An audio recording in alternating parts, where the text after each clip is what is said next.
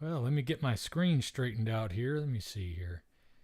I'll tell you, this is the only thing I don't like about all this is dealing with all this technology sometimes.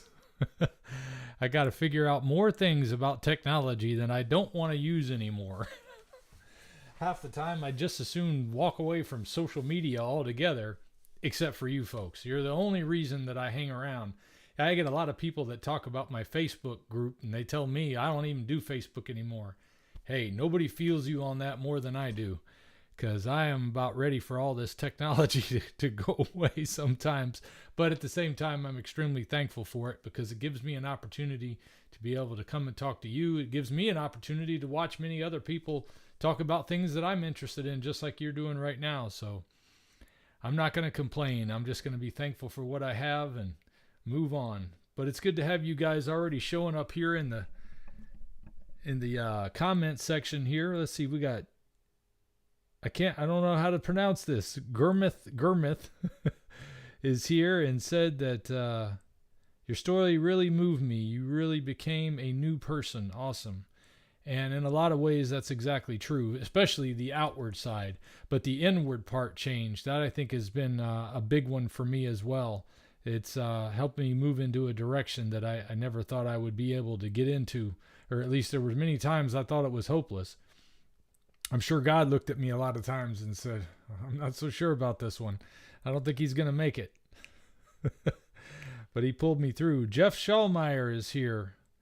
That's awesome. It's good to see you, Jeff, from Dubuque, Iowa. Jeff, I swear he comments on every single video. Thank you, Jeff. I appreciate you. Susan Ariano is here from Enterprise. Donna Peters here from Pennsylvania. 70 degrees up in Pennsylvania.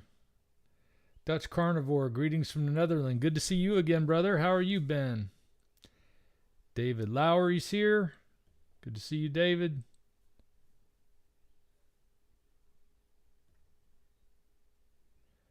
James Lewis asking if I will be at the Hack Your Health event in Austin. Yes, I will. I bought my plane tickets a couple of months ago, so I'm looking forward to being there. I'm not looking forward to the flight, but I'm looking forward to being there. My wife is definitely not looking forward to the flight.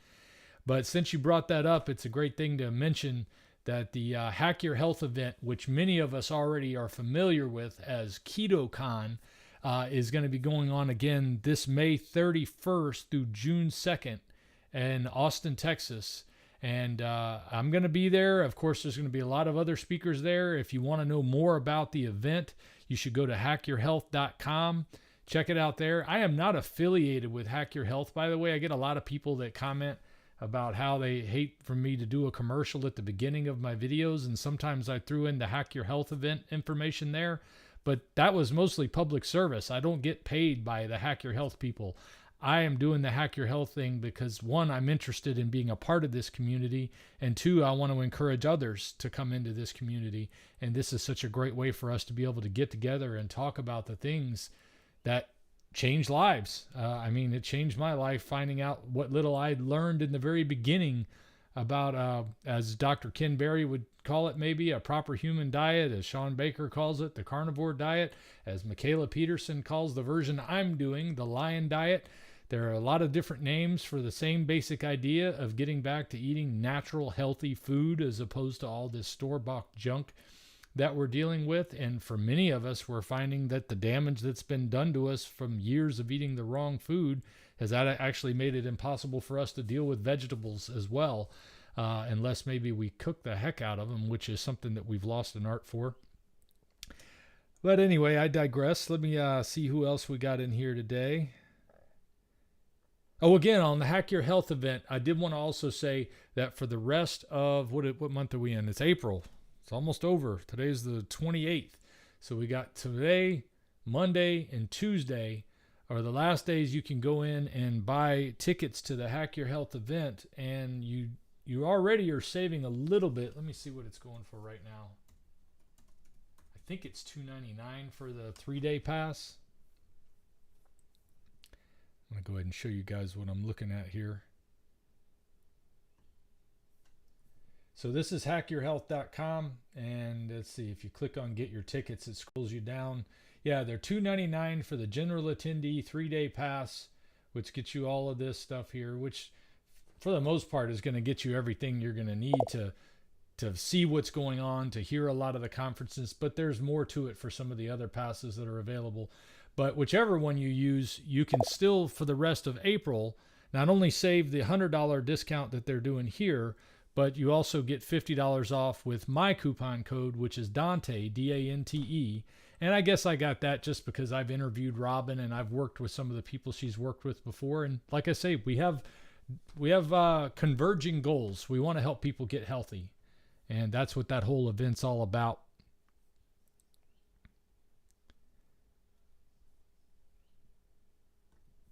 All right. Kim Rittenhouse is here from Zion, Illinois. Charger Mopar is here. Says it's always warm here in Florida and the mean weather is just weeks away. I don't mind the warm. I laugh because so many people, I'm a native Floridian and I've lived a lot of my life in Georgia also, but I grew up in South Florida. It's so funny to me how many people move here from cold regions and then complain about how hot it is here. I love the heat myself. Derek Hines, longtime patron and supporter of the channel. It's good to see you, brother. How you doing?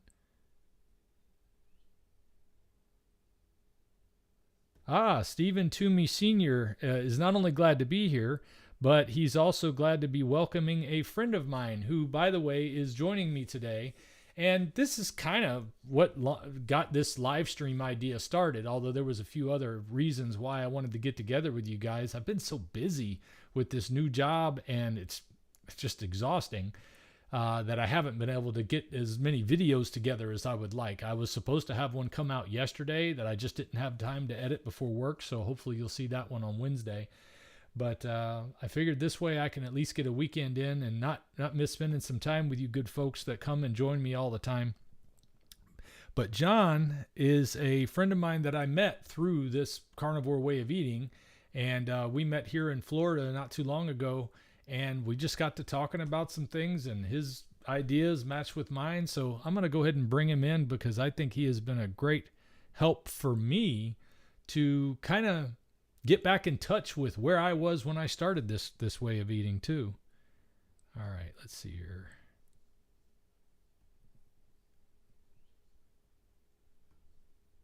There he is. Hey, Dante. Awesome. So you got your intro really from Stephen Toomey. I guess that's a friend of yours, huh? Oh, yeah. Steve's great, and he's a carnivore. Matter of fact, I saw his comment. Steve is always one with the puns. He said, looking forward to meeting you. Of course, it was spelled M-E-A-T today. So Steve is absolutely fantastic. Steve and his wife, Bonnie, are new carnivores.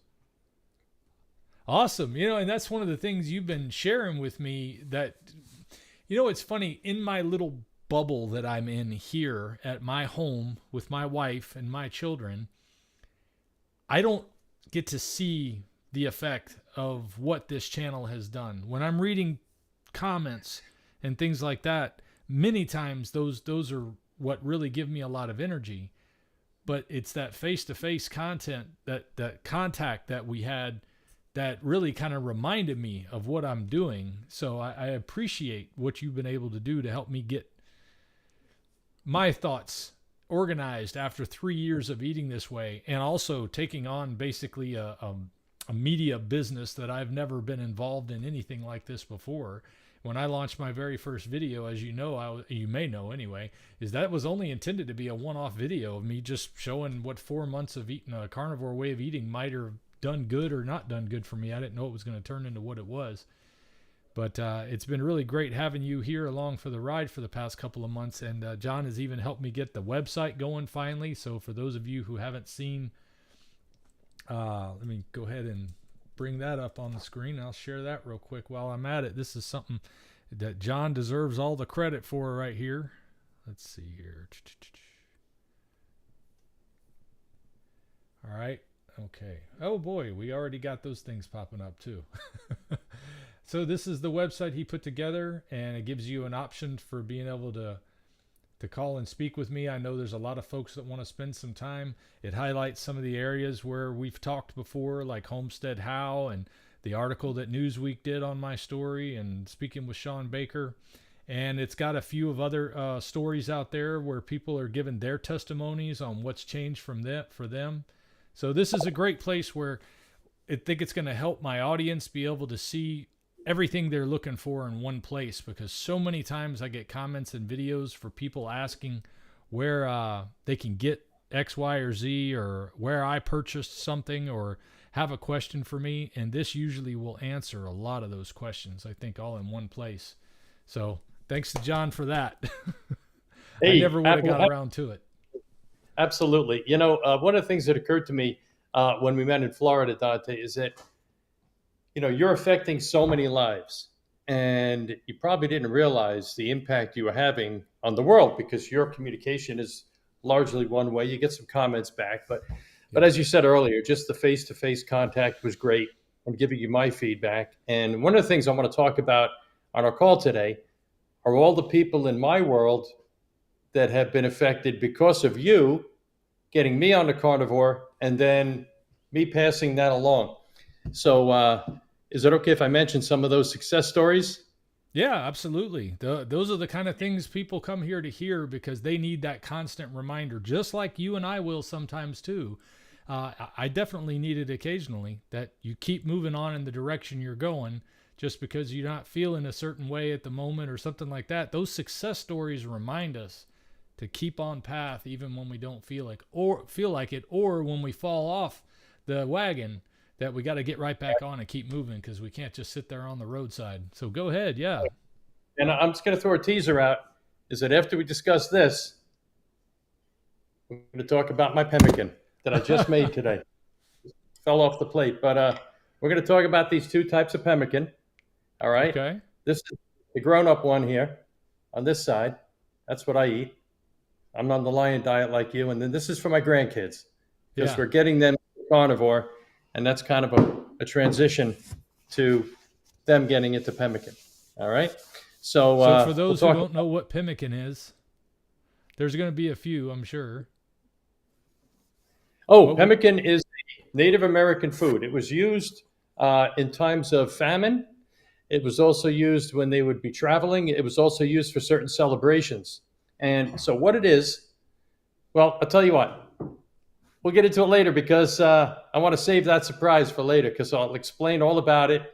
Okay. But let me just say that pemmican is a food that, as a carnivore, this is like manna from heaven. It's fantastic. Okay. So we'll talk about it. We'll talk about how to make it, how it tastes, how wonderful it is, the whole thing. All right. So we were discussing, Dante, about your impact on the world. And when I met you in Florida, I was describing to you the impact that you had, because it was watching your videos that got me into carnivore. And so I'll just say that personally, I'm down 25 pounds. My blood sugar was always high. It's now 80 all the time. I had arthritis in my shoulders. I'd be tossing and turning all night. That's gone. I had an ankle that I had surgery on about 5-6 years ago, had pain constantly. That's gone. My energy is through the roof. My mood is off the, fantastic. I'm happy all the time. My mind is sharp. I don't forget anything. I don't walk into rooms anymore wondering, why am I here? What was I here for? It's just the mind's working. And the other thing, Dante, is, I find, and I don't know if you noticed this, but I noticed my reaction time. And it's not something I looked for. It was just like, I tell people I feel like I'm the human fly, because, you're reaching for something on the counter, on a shelf up there, and it falls. And most of the time, pre-carnivore, it's hit the ground. Yeah. And then I see it I got to pick it up. It's broken, whatever. Now it's like it falls off the shelf, and before I know it, it's in my hand, because my body and my mind are just so finely tuned that it's like, I'm the human fly. I just grab it. I'm like working at warp speed. So that was really something. And then what happened was, because I was so motivated now, it really motivated me to exercise more. I'm doing sprinting. I'd like to talk about sprinting maybe on the call. We could discuss that, because I know you're sprinting. I have no muscle soreness. Get it? Talking about what Anthony Chafee says, I can work out all I want. I can pump weights all day. You don't have that 48-hour later muscles tearing me up. I don't have that anymore. No food cravings. My life is simple. Everything is so simple now. I don't have to buy a million different items. I walk into the supermarket. I just get my meat. I eat my meat. I cook my meat. It's so simple.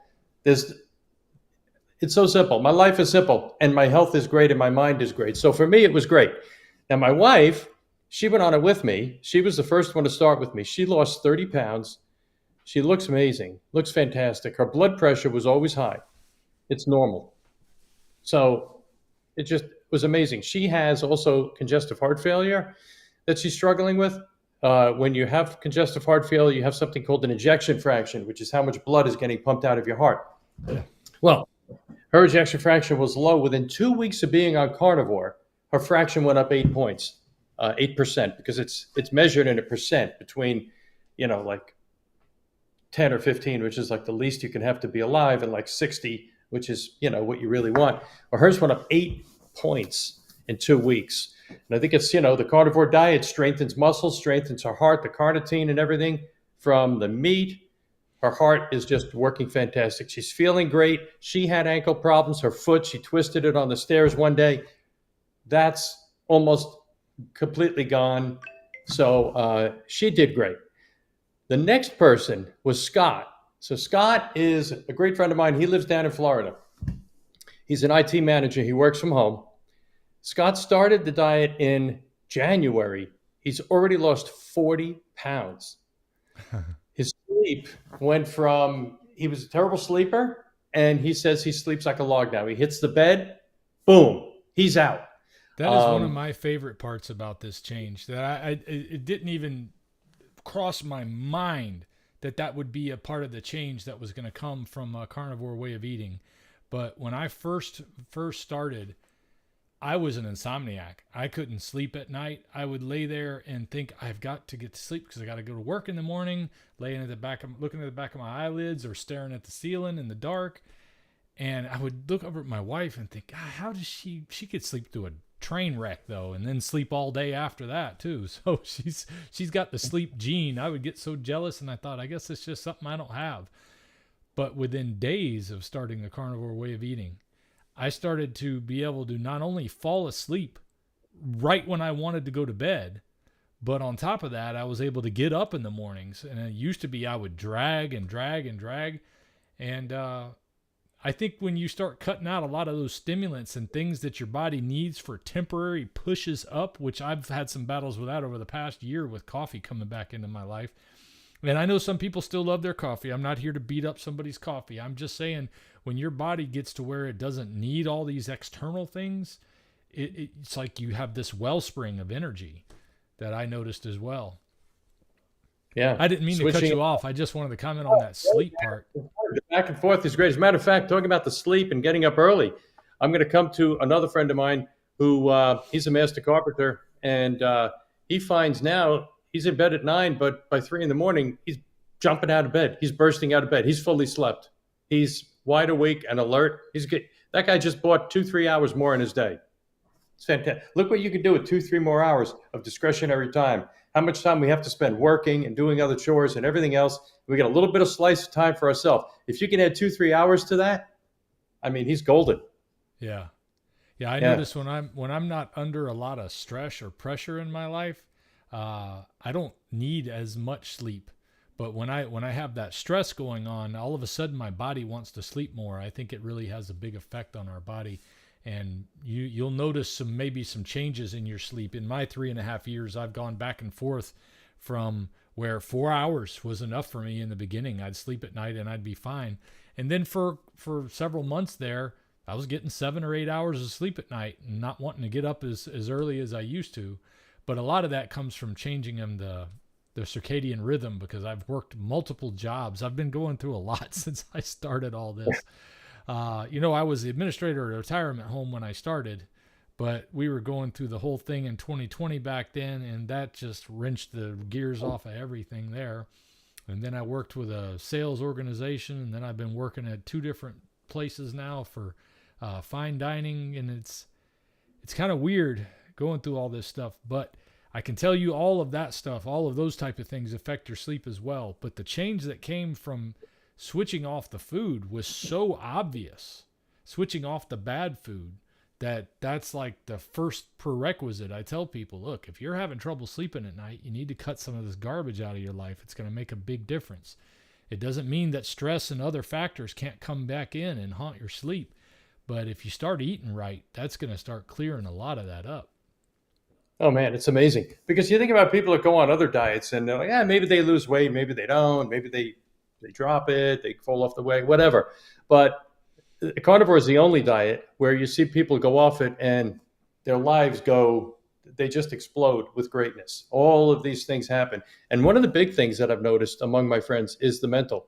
So another experience that Scott had in Florida is, and this is amazing, Scott had his entire life, he's 62 years old, his entire life, he had chronic, lifelong, 24/7, 365 high anxiety. And he was actually diagnosed with something called explosive anger disorder. Scott's the type of guy, you say, pass the salt, and he's like, he could just fly off the handle for nothing. And greatest guy in the world. But he had this thing, right? And he, after the weight was dropping off, his skin cleared up. His skin is like silk. His energy is through the roof. He goes out in the yard, plants 10 trees a day on his days off. I mean, you can't believe it. But on top of all that, he called me up. He was probably about a month into the diet. And he said, I can't believe it. He says, I had this anxiety. He goes, it's gone. He says, the anger, explosive anger disorder, gone. His wife actually came to him and said, Scott, the whole anger thing, it's gone. Now he goes, John, I'm like Bruce Lee. I'm like flowing like water. His whole demeanor is changing. Who would have thought that you could get that from a diet? Yeah, right. I mean, most people, the only thing that comes to mind when it comes to diet is that you're going to lose weight. I mean, that's the first thing. Why would you even start to change the way you eat, except for that you're worried about the regulation of calories in and calories out, which a lot of us have come to learn is not the way the human body works. It can play a factor, but it's not exactly what's going on in there. And to find out that it can fix your gut problem and fix your hypertension and fix your GERD problems and fix your some of your hormone problems, if not all of your hormone problems. In cases with other people, like I remember Jordan Peterson talking about a numb spot on his leg that had been there for like 20 years, and he just grown to accept that spot of his leg is numb. Suddenly went away after he started eating the lion diet. And then those are just physical changes. Those are like miracles in and of themselves in some ways. I don't like to even talk too not flowery, but like I feel like if I lay on too much adulation, it sounds like I'm making it to be a panacea for everything, but it's not. It's such an amazing difference when you get all that poison out of your system, as opposed to, when you have that poison in your system. And it's not just in you physically, it's in you mentally too. It's like once you get past the desire for those foods and things that you see advertisements for, now even the advertisements don't take up space in your mentality anymore. You see them and you just blow them off, or they annoy you like they do me if they're for most of the things that big food and big pharma are doing, which are basically just lies to try to get us to buy some product that looks like food or might make us better, but neither of those things are the case. It's all you get free of all that garbage in your life. Absolutely. Yeah. You don't even think about it anymore. And, as you were saying, the mental aspect, a lot of what people forget about is your brain is part of your body. It is a biological computer. And when your body is not working right, your brain's not going to be working right. And so when you optimize your body, your brain comes along with it, right? Let's face it, if your blood pressure's really low, you're going to get sleepy, you're going to drop off. Well, that's your brain. It's not getting enough blood. It's the same thing when you go on the proper diet. And another thing that I'm seeing, Dante, is talk about arthritis, because I like to mention a friend of mine, Roger, another person, and all these people that I'm mentioning is because of you, Dante. Because you got me going. I got them interested.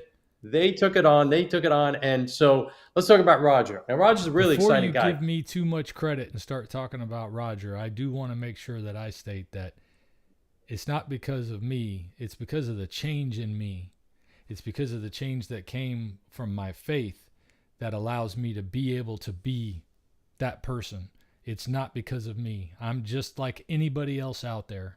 It's my Lord and Savior Jesus Christ that gives me the willingness and the desire to want to help others. The fact that the Lord led me to something that changed me and then allowed me to use what small voice I had then to project that change onto YouTube and to see what's come from it. It's all blessing from the Lord as far as I'm concerned. But I'm glad to be a part of it. I'm glad to be a tool in that plan. So Absolutely. but I appreciate you reminding me, John, of these people. But go ahead now with Roger. Sure. All right, well, let's talk about Roger, because Roger is an awesome guy. If you've ever seen the movie Top Gun, and you think about Tom Cruise, that's Roger. He was a Top Gun fighter pilot. His career, he went to Top Gun Academy, graduated Top Gun Academy. He became the Top Gun instructor. So think about the instructor in the movie. That was Roger. I mean, he's a major jock, right? He's just a guy who every guy in the world is going to think is the most amazing guy. I certainly do.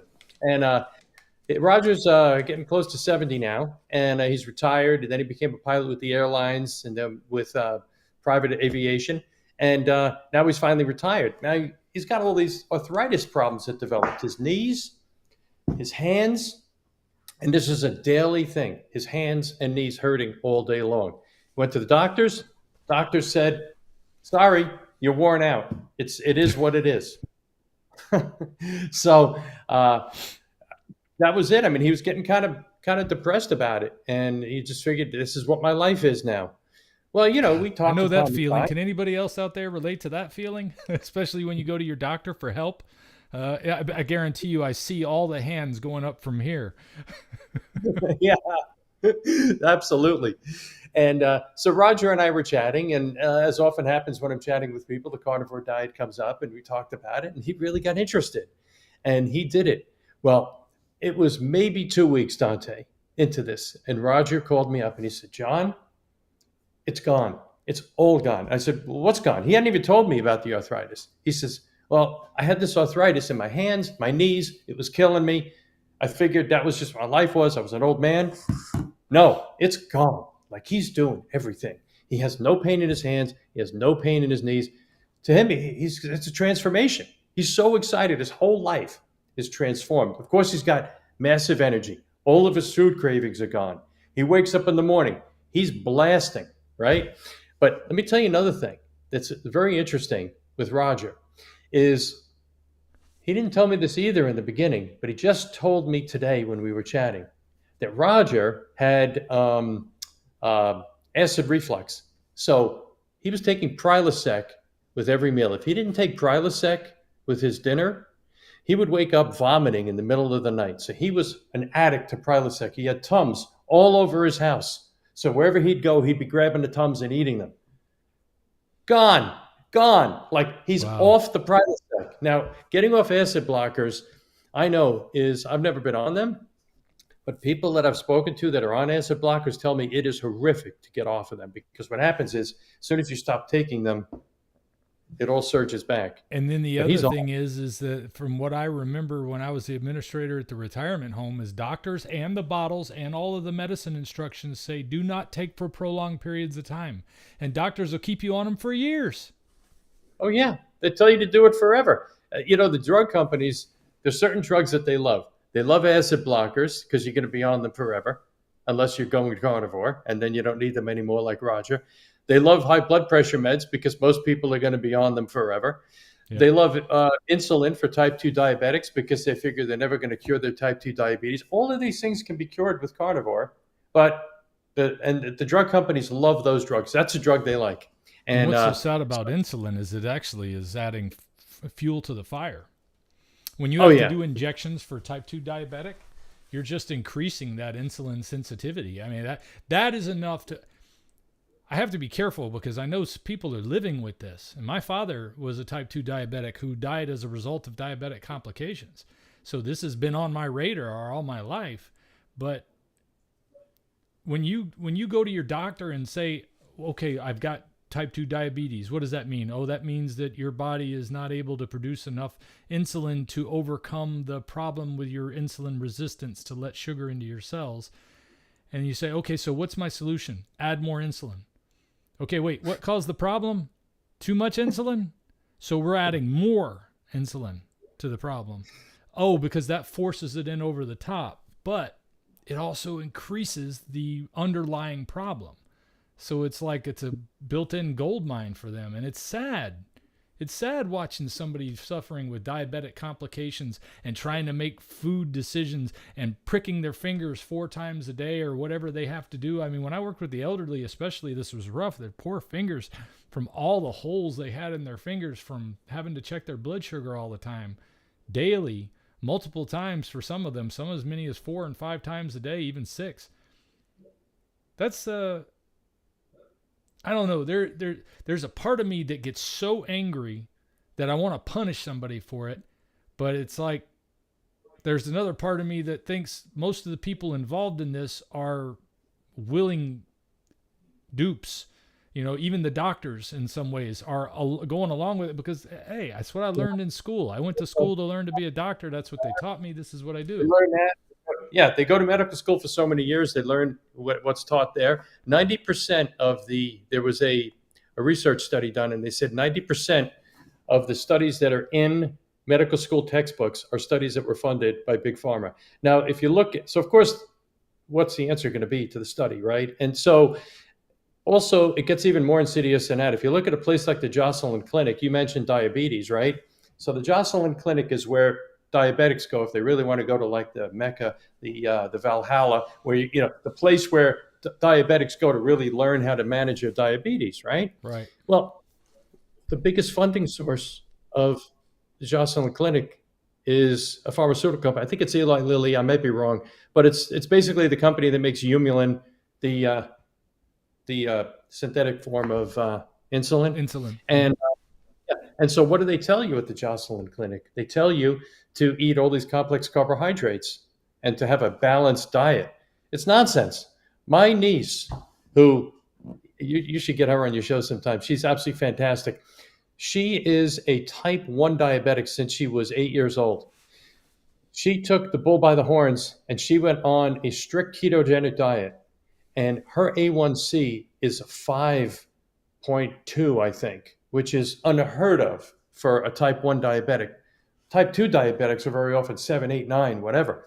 She's a 5 and she's a type 1 diabetic because she consumes so few carbohydrates. Everything she eats is pure keto. She's very disciplined. But most diabetics don't know about that. They don't know that they could become a carnivore and go on a zero carb diet and probably cut their insulin dose by a half or 3/4 and be taking a drip feed of insulin. But do you think that the pharma companies that make Humulin are going to want you to know that? No. So it really gets insidious. I believe. And think about how many little decisions like that are made in your own daily life where you've got a choice to say one thing or say something else. The something else might lead them to a product that they're going to be happy with, but it's not really going to solve their problem. Or you can do, how do I put this? Let's see. I'll give you an example that might be, gosh, I got to be careful because I still work in a regular job and I don't want to upset anybody. When you've got to make a decision that might be both choices are kind of bad, it always seems to lead to a bad outcome when you go the easier route. But it's also the direction that we're led into in so many things, like whether it's your workplace. Like if you're working in a sales organization, I remember we used to sell extended warranties on like electronics and things like that. And they still sell extended warranties. They just don't do it like we used to do it. We used to really sell it because that was where we made all of our money. But I also believed in the extended warranty back then because I knew all this stuff was made cheap and it was about the only way you were going to be able to get something out of it. But for the people who didn't believe in it, like if the salesperson doesn't ever buy extended warranties, but he turns around and tells everybody to buy extended warranties, it's because he's only motivated by the profit. He's not motivated at all by integrity or doing what he actually believes. And I think so much of our society is built on that foundation because we've been told, don't talk about sports, don't talk about religion, don't talk about, these things in workplaces that make us real people. Everybody's used to these fake interactions that we've created because we're afraid to be real around people.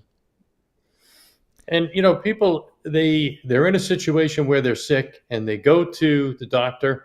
And like you said, if he's got two bad choices, he's probably going to do the bad choice that's going to put money in his pocket and is going to benefit him. And it's just kind of the way of the world. And people get swept along with the tide. Well, my doctor's saying this, and nurse is saying it. I go to the clinic, the Jocelyn Clinic, they tell me to do all these things. I guess that's what I'll do. And it's just they just get swept along. And it goes right down. It goes all the way back to the food pyramid. And if you look at what happened with Ansel Keys and how the fraud that was committed on us by Ansel Keys and the fraudulent studies he said he did, that he tried to link cholesterol with heart disease and matching up countries all around the world. And he came out with this conclusion, which he started actually with the conclusion. And he was on the payroll of Big Food and Big Sugar. And he wanted to come up with the conclusion that it's not the sugar and the carbs that's causing our problem. It's this cholesterol. Well, at the time that he did that study, heart attacks were at their all-time high. Eisenhower had heart disease, but yet actual meat and fat consumption was at an all-time low. So it wasn't that. It was the carbs and the sugar. Well, this fraudulent study, he cited 6 countries where he was able to show a parallel. The more cholesterol, the more heart disease. But I think it was his son, found the computer tapes in his basement 40 years later. They went through the data and actually found that he cherry-picked those countries. If you look at all the countries, it actually shows the opposite conclusion. He then became head of the USDA and probably was responsible for the food pyramid that was telling us to eat a lot of complex carbs and everything else. So it's just awful. I mean, they have copies of the contracts with him and how he paid off a team of Harvard researchers to also come to a false conclusion. So it really is awful. I mean, I sound like a tinfoil hat conspiracy theorist when I say some of these things, but all the articles are online. It can all be seen. Everything about Ansel Keys and his falsified studies, it's all there. Matter of fact, one of the articles, I think, is from the Journal of American Medical Association. So it's all there. It's absolutely that all whole there. thing you just mentioned about sounding like a tinfoil hat or what do you call it, a conspiracy theorist or something. I think personally that notion that you're a tinfoil hat, you're a conspiracy theorist, you're a nut or anything like that was put on us by a lot of the same people who are putting on us this food nonsense on us as well, because it's a control point. It's a way that you can say the lie and demand that everybody accept that it's true, is by getting them to think when people start saying the truth that's the lie. Kind of like when remember the Men in Black movie when the Jay goes over, or Kay goes over to the newsstand and picks up the Inquirer, because everybody knew the Inquirer was just junk information. And he's like, oh no, this is what's going on in the world right here. All that other stuff is made up. It's like that's the world we live in now. It's like now the tabloid is actually where the true information is. But I'll tell you who doesn't believe all that nonsense are the people that have gone on the carnivore diet. You mentioned Steve, and Steve's on the call. And I'm going to mention Steve and Bonnie to you. Steve and Bonnie are great friends of ours and just wonderful people. And we were talking about, they happened to notice that my wife looked fantastic after being on carnivore. And they said, what are you doing? And I explained the diet and what it is and how to go about it. Well, Steve and Bonnie have been on it a month or two. I'm telling you, they're absolutely in love with the diet. They've lost 10 to 15 pounds each. Bonnie had sciatica. It's diminished significantly. She had, constant sciatica. It's almost completely gone. She can drive in the car for long periods of time now. They just did a driving trip all the way to Florida and back. not a problem. Steve feels great. He's jumping in and out of the car. He had lower back pain. He had shoulder pain. It's all gone. I mean, what they said to me last time I chatted with him was they said, it's an awesome feeling, right? So you can't argue with that, right? I mean, it's no matter what the people say from the USDA, when people tell you that it's an awesome feeling and they're getting these results, and this is what I'm seeing constantly. I'll just mention one other person who's a friend of mine. He lives locally. He's a carpenter. He destroyed his ankle. He fell off a ladder and the ankle got caught in the ladder. It's terrible. And he got mangled his ankle. Anyway, he lived with daily pain and he's on his feet all day long as a carpenter. He's a great carpenter. This was a long time ago he had that happen? Yeah, about 10 years ago. And I mean, every day, this was just a daily thing. And he's a really bright guy. And he noticed Anna Karen was looking great again, my wife, and he asked about what was going on. I mentioned the carnivore diet. Well, he went on it. Everything, energy off the charts. He's the guy that's waking up after 6 hours. He's fully slept out. I mean, he's got so much energy. His food cravings are completely gone. His life is so simple. And a big thing is his mood, because he had a lot of anxiety and he had a lot of emotional trauma from some things that he'd been dealing with in his family that happened to him over the past year. And it was a big cross to bear he was dealing with. And it's gone. He says it's like the clouds have parted, the skies have lifted. And I mean, that just doesn't, you just don't see people. Most times people go on diets, they get grouchy. They feel terrible. Oh, yeah, because they're hungry. Yeah, they're hungry. It doesn't feel good. So it's just, it's what I'm seeing. And I've only mentioned about half the people that in my little mini tribe over here. You've got your big tribe, but I just wanted you to realize that, that one seed that you put out, when you get John Barry switched on, that I've got friends, and I'm not the only one. I know all of your other followers out there that are in the audience today. Same story. I guarantee it, because when you go through this, I think you become an example. And when people see it, they want to know what's going on. Is that your phone beeping in the background? That was my phone. I just turned it off. I'm sorry. Okay. I silenced it. I just thought, it sounds like one of my sound effects I can do over here. Yeah. But hey, you want to talk about that? Nope, not quite the same. There you go. Hey, I wanted to ask you a real quick question before we jump onto the pemmican. Yeah. You mentioned somebody had type 1 diabetes that you knew? Yes, my niece. Yeah. Okay. I just saw in the broadcast, Dutch Carnivore was here, and he had made a comment about the insulin injections. And the reason I wanted to point this out is if anybody's interested in knowing more about type 1 diabetes and carnivore, I did an interview with Dutch Carnivore, who is a type 1 diabetic and is a carnivore, and talks about his whole experience. It's under the playlist for Carnivore Conversations. And then you can see the whole list in the playlist there, and just find the one with the Dutch Carnivore in there.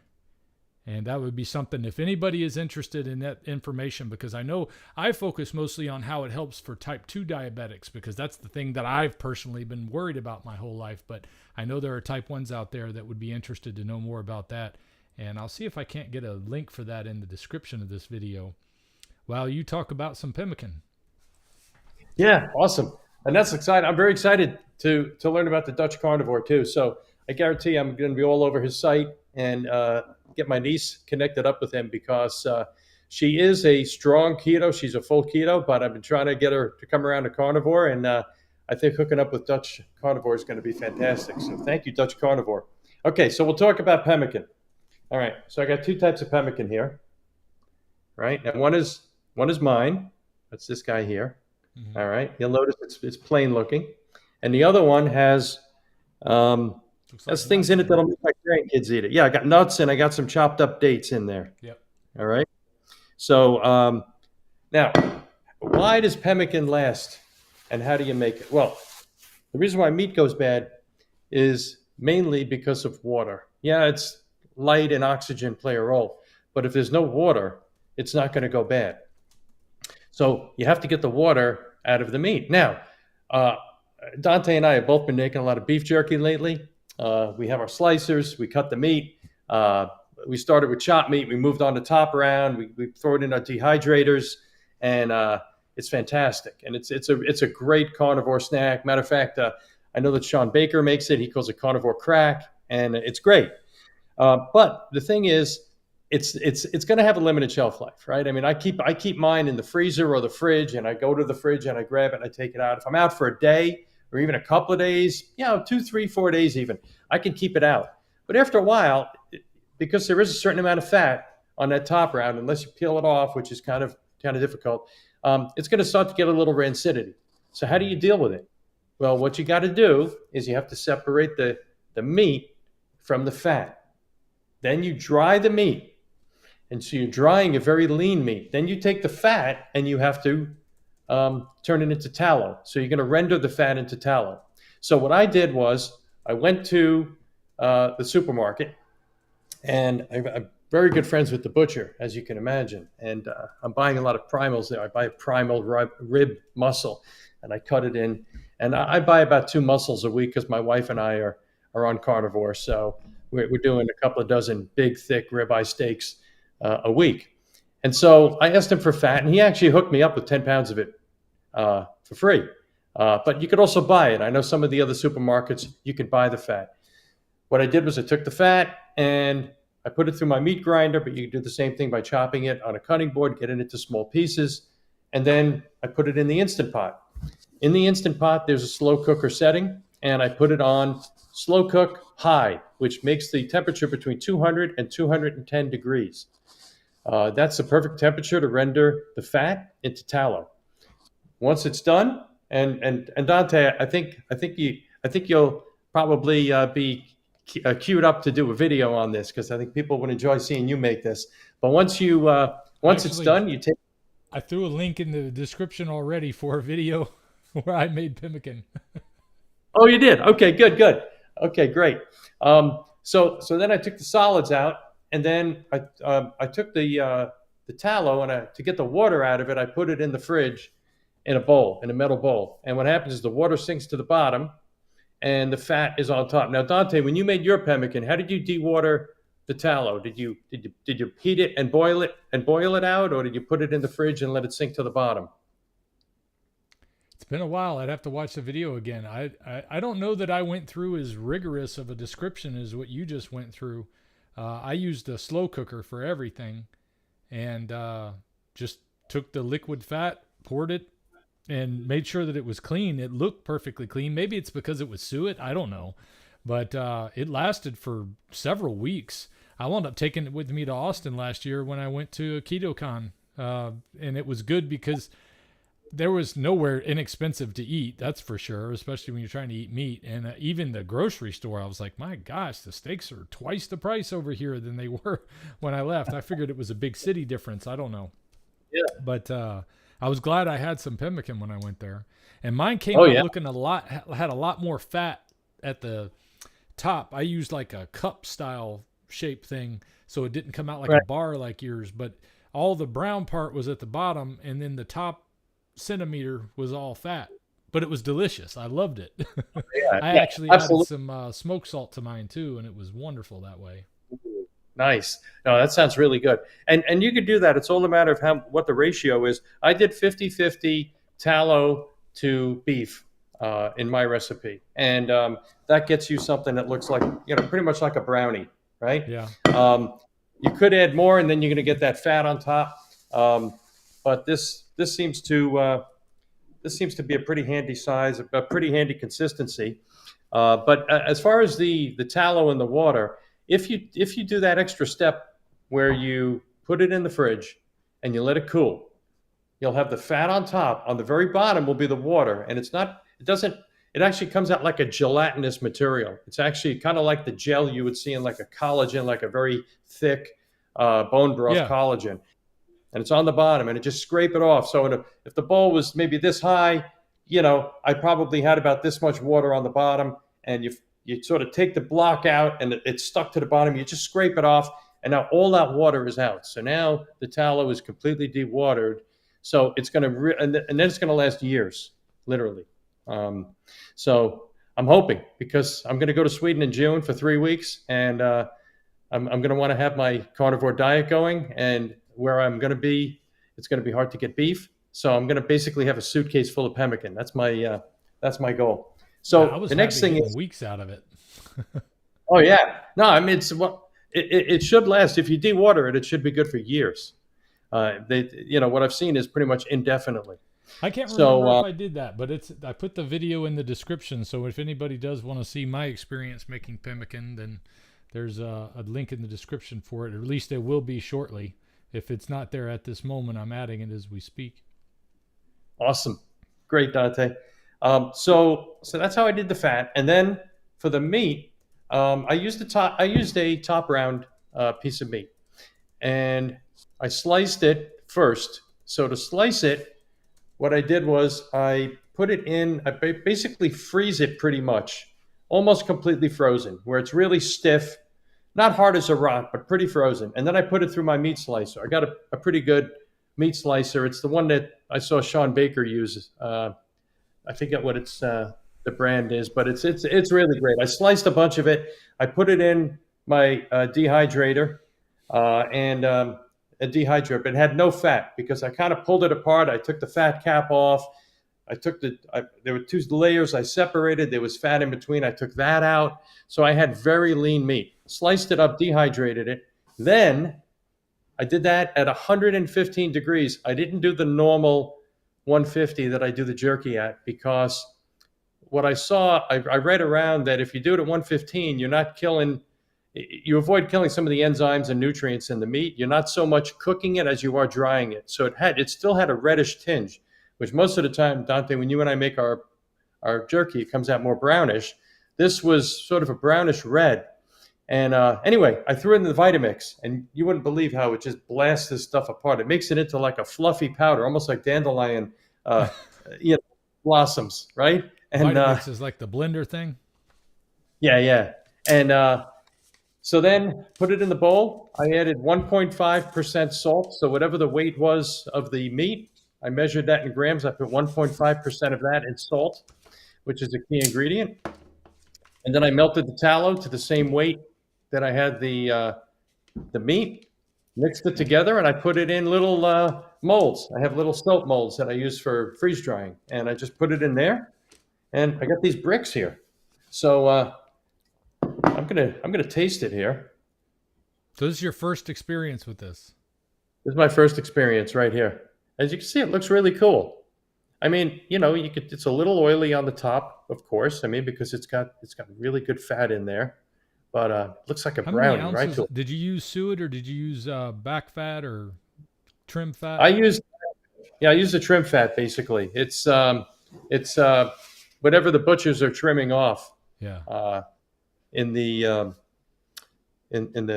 butchery. So, when you fill the container, what's the ratio of meat to fat? Because I know you're adding the fat separately, and you're putting the meat in already ground up with as little fat in the ground meat as possible. So correct. what's the ratio of the powdered meat, the dried powdered meat, and rendered fat? So I did 1-to-1. Yeah. 1-to-1 by weight, which of course by volume is very different. And because the meat is all fluffy, and then the tallow I'm just pouring in.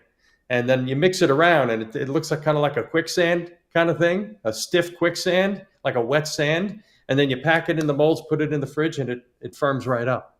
Yeah. Well, yours just looks a little different than mine because mine had that fat cap. And I noticed I just opened up a carnivore bar here.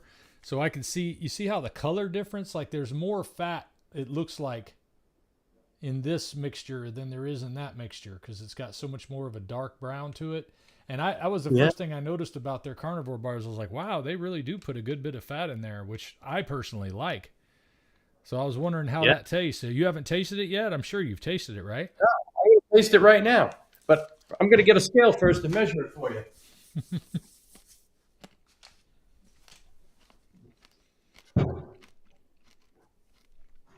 I didn't know he was going to walk away. I wouldn't have taken a bite. Hey, I got this little scale here.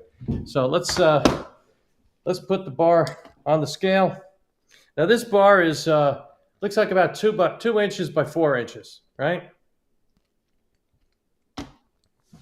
and that is 80 grams, which equates to just under 3 ounces, 2.82 ounces. So it's pretty lightweight, really, when you think about it. But boy, I can only figure out if this is 80 grams and half the weight is meat and half the weight is fat. I mean, you could do the math, right? As far as how many calories that is, Yeah. how much protein it is, right? But you can do the math. I'm not good at math. I'll do the math.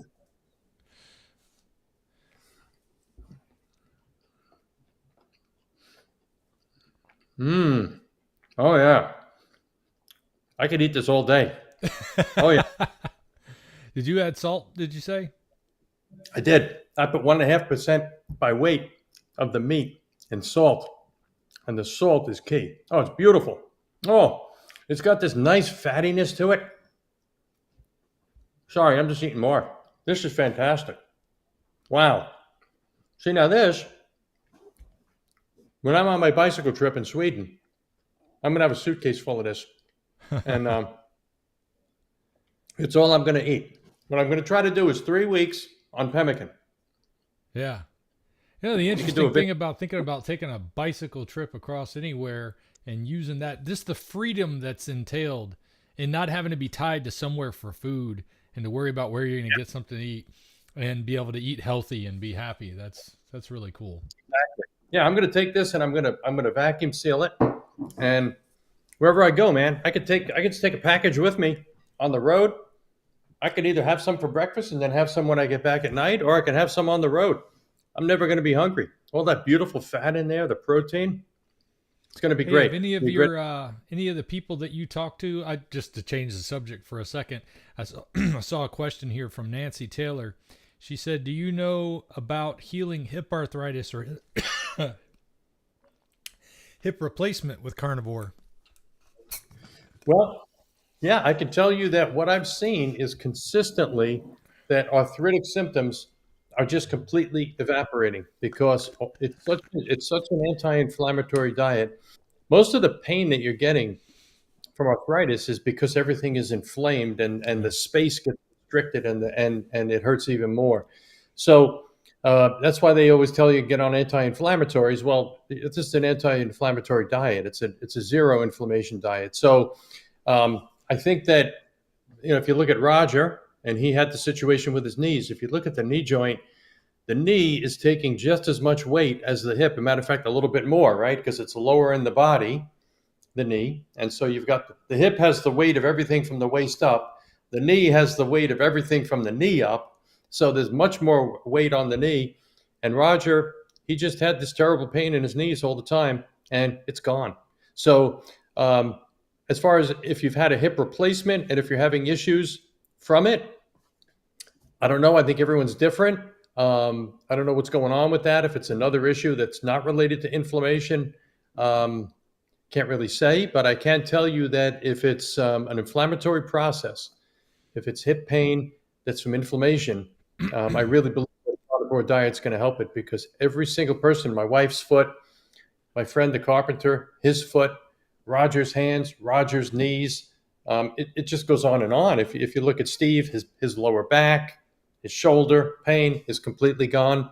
So I really think it's, in most cases, it's really going to help. Matter of fact, Dante, you and I were talking about Kerry Mann and his foot surgery. He was slated for foot surgery, and he ended up canceling the surgery. His foot is fine. He doesn't have a problem anymore, and he could barely walk before going on carnivore. Yeah, well, that's awesome. While I'm here, I was looking at some of the comments here, and it kind of takes us back to pemmican now that I'm more caught up. Dutch Carnivore asked, do you grind your own meat? I don't know if you mentioned how you make you talked about putting something in the mixer, the meat, once it was a certain temperature. So you grind it all yourself though, right? Yeah, so what I do is I slice it, right? So here, let's walk over. Do you have any of this on your Carnivore Knowledge website, which I feel like we should mention? Something else that John put together. I don't think we've ever talked about it here on the channel before. Yeah, I'll show you that because I see a share screen button here. So okay, good. This this is a carnivore fridge, right? So look at all my meat and everything I got in here, right? So I got all my steaks down here. I like to air dry them, so I put them in here. I saw that Anthony Chafee likes this, so I put them out here. I salt them, I dry them. I got them sitting there, and they're beautiful. It concentrates the flavor. I got a couple of extra ones over here on that side, and then I got my pemmican up top there. Here's some tallow that I made, and I put in a vacuum seal to use later because I made a bunch of tallow. And to answer your question about the meat, this is a top round, okay? So I had this frozen, and as you can see, it's a real lean piece of meat. Yeah. I had it frozen, and now I'm just putting it in the fridge to kind of soften up a little bit because I'm going to throw it through my slicer, and I'm going to make jerky out of it this afternoon. Now, I used the same meat when I did my my pemmican. So I used the top round. You can grind it. I have seen people do it from chopped meat, okay? But I did something a little bit different. What I did was I took the top round because I wanted to make sure I had a really lean piece of meat. I knew if I started with chopped meat, I'd have to somehow get the fat out of it by doing something like boiling it or whatever. And I wanted to start with something leaner. So I did that. I got the fat out of it. I took the fat cap off. I separated the sections of it when I had sort of some fat in between, got that out. Then I froze it, sliced it, and then I took the slices and I put it into my my dehydrator. Now, I think we have the same dehydrator, don't we, Dante? Well, yours might be bigger than mine. I can't remember. I think mine has 12 racks in it, something like that. Did you get the one that was around 300 or the one that was closer to 500? Yours looks bigger than mine. It's a Kasori. It's got 10 racks in it. And so... Oh, then that is the same. It just looks bigger on screen. Yeah, I think we got the same unit. And so I put the meat on here. I put it in here. This has got the ability to really adjust the temperature. So you can go in here and you see I got it on 115 degrees because I didn't want to cook the meat. I just wanted to dry it out. And so I was thinking about using this, which is the freeze dryer, but I don't know. Everybody seemed to be using the dehydrator for that, so that's what I went with. And just FYI, that's my Dreo. Steve has one too. We call him Baby. Got that because of Dante. And this is my slicer right here that I used. That's a nice one. It's a Bestwood. Yeah, that's the one that Sean Baker had. And I thought, man, that thing really worked great. It was a great investment. So yeah, so in answer to your question, Dutch Carnivore, that's what I did. Now I did use a grinder for the fat because when I got the fat, it was muscle fat. Now, talking about fat, okay, it was okay, right? Because I made the tallow out of it. Really would have wanted to do is get grass-fed fat, okay? For example, I was at a grass-fed farm a couple of weeks ago, and I got this brisket, and I cooked the brisket, and it was fantastic. Had a big fat cap on it, and all the fat kind of melted. Well, I took that fat cap, got all that fat out of there, and I want to show you the color on this. You saw, this is the tallow that comes from the muscle meats, okay? Now let me show you the tallow that comes from grass-fed. Mm-hmm. It's yellow. Right? Yeah. It's gorgeous, right? Mm-hmm. So, I mean, that cow eating that grass. So I want to get my hands on some organ fat, and I want it to be from grass-fed. So I'm working on that. I'm working on that because when I go on my cycling trip for 3 weeks, and I have my suitcase full of pemmican, I'd like to be eating grass-fed fat. So long answer to your question, Dutch Carnivore, but hopefully that covers it. Is anybody else noticing I have a lower volume than John? I saw somebody commenting that my volume wasn't as good as it should be. If anybody's got any comments to that effect, let me know so I can make sure I can fix it. MD asks about how to make it. Do you have anything about pemmican on? You want to share the information about the Carnivore Knowledge site that you put together? I think this is absolutely great. This is one of the best. I'm jealous that you came up with this idea and that I didn't. But you know what? I don't care. I don't care who gets the credit. I just care that people are able to find the information they're looking for. If you want to do the share Well, screen thing, you can show them what you got, or I I can show will. them, whichever. Sure, yeah. Well, you were the inspiration for it again, Dante, and so you did kind of do it. Well, So you're okay, so multiplying let me my efforts then. I'm happy enough with that. absolutely. All right, so I'm going to share the screen here. Let's see. All right. Okay, give me one second. Looks like my Mac is going to want me to do something here. Oh yeah, Dutch Carnivore's a bicyclist. I forgot to tell you. So he said he'd join you. Oh, hey, fantastic. And All he right, lives over there. He lives in Europe. yeah, he's right there in the Netherlands. That's fantastic. Absolutely. Okay, it's going to make me it's going to make me quit, so I'm not going to do that because I don't want to quit my Chrome. So what I'm going to do is I'm going to send you the link, Dante, and you could share it up there, and I can kind of talk you through it if that's all right. Yeah, they got some the Dutch Carnivore. I did some great cycling over there in Holland. Man, this is going back 30 years ago, I think. I had a friend who was getting married in the UK, and I took a flight over to Amsterdam, and I rented a cycle, and I went all the way down to Utrecht and Den Bosch. And boy, if you were online, you could tell us the way that Dutch people really see the full name of Den Bosch, which is like Hertogenbosch or something. It's impossible for a non-Dutch person to say. And then I went all the way back, and it was fantastic. It was such a great memory. It's such a beautiful country. Just riding along the countryside, the beautiful bike trails. The Dutch people are fantastic. I would stop and talk to people, and it was a marvelous, marvelous time. Great country for cycling.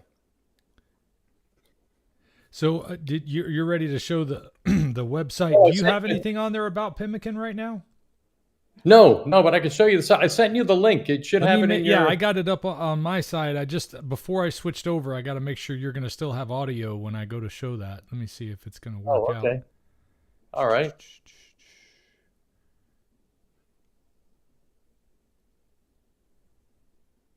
Trying to remember which scene I'm looking for. Okay, let's see. Say something. There you go. Okay. Yeah, you're. Can you hear me? Okay, they can hear you. They just can't see you right now. Okay, great. Fix that. Super. So what you got here? Again, Dante inspired me. I was watching his videos, and then I started watching other videos, and all my friends were interested in the carnivore diet, and I wanted to find a way to give them a tool so that they could, do a lot of the research and that I had done, and to discover a lot of the things, on their own time, at their own pace. And so I put this together, and I basically curated through hundreds and hundreds and hundreds of videos to the ones that I thought were the most relevant. So the site is broken up into multiple pages, and so Dante, if you click on the videos button there up top. I'm trying to get us out of the way, but at the same time on the screen. Yeah, you can take me off. No one needs to see me. That's all right. Well, they're listening to you talk, so I'm going to take me off. All right, okay. So what do you want me to do? If you click on the word videos, you see you got a search bar there. You can search for anything up the top. But also, if you click on the videos, now this is a video library. These are videos that I curated from hundreds of videos that I watched that I thought were great. Now, what's really cool about this page is that you could filter it. So if you scroll to the top of the page, you've got different labels. So if you want to see success stories, if you click on the word success there, Dante. No, I'm sorry. It was showing up. Yeah, if you see down below under the word video library, if you just click away. Yeah, if you click on success. So what it does is, if you click on that, it changes the list. And now you'll see these are all success stories, like the carnivore rancher, Maggie. She's amazing. Believe it or not, look at her picture. She's 82. Yeah. She looks like she's 50, right? But if you go back, you can also, let's look at some of the other tags. If you click on, for example, cholesterol, it'll give you all the videos that show you why cholesterol. So far. No, there's more. Okay. Why it's not an issue. Cancer is great because it shows you a lot of things like, for example, Dr. Thomas Seyfried and all the work he's done on metabolic therapy for cancer. Click on kids. Kids is great because it shows you why the carnivore diet is great for kids and nursing mothers. Fraud is one that I particularly like because it shows a lot of the ways that we have been misled and duped by big business and our government. Well, we need that when we're talking to people about this way of eating, without that information about how we've been misled, then it's going to be hard for you to have any ammunition for somebody who's actually interested in listening to what you're saying about it. A lot of times, the first thing, even though they see the health benefits that I've experienced, the first thing out of their mouth is, well, that's got to be bad for your cholesterol, or that's got to be bad for something, right? So yeah. So I hope everybody enjoys the site. It's Carnivore Knowledge. Click also on Dante on history. History is interesting because it talks about the history of the human race and the points that, for example, that Anthony Chafee makes about the fact that when humans were at their best was when we're eating an all-meat diet, and that when societies go from an all-meat diet to a diet that is plant-based, they lose 5 inches in height, their brains shrink 11% in men, 17% in women, the teeth become rotten, the wisdom teeth get impacted, and all those things. And there's actually a study out for adjacent societies that share the same DNA that was done in 1931. It was, I believe, the Journal of American Medical Association. It was the Maasai warriors and the adjacent tribe. And it shows how, even though they share the same DNA, that the differences in their health, their physiology, everything was dramatic. And so the next one, if you could click on articles up top, Dante, next to the word videos, because articles is interesting because these are the scientific articles that are behind a lot of the things that you see in those videos. A lot of times you see a video and you might see Anthony Chafee talking about, for example, the study with the Maasai warriors. Well, that study is here on this site. So if you go to the top, Dante, and you click on the drop down there, which is filtered by category, sorry, a little bit further down there. And if you scroll down, yeah, go to fraud or historical record, go to human historical record, right? You're going to see in here, you're going to see the study that was done of the Maasai warriors. If you go up and you go to fraud, you're going to see the articles about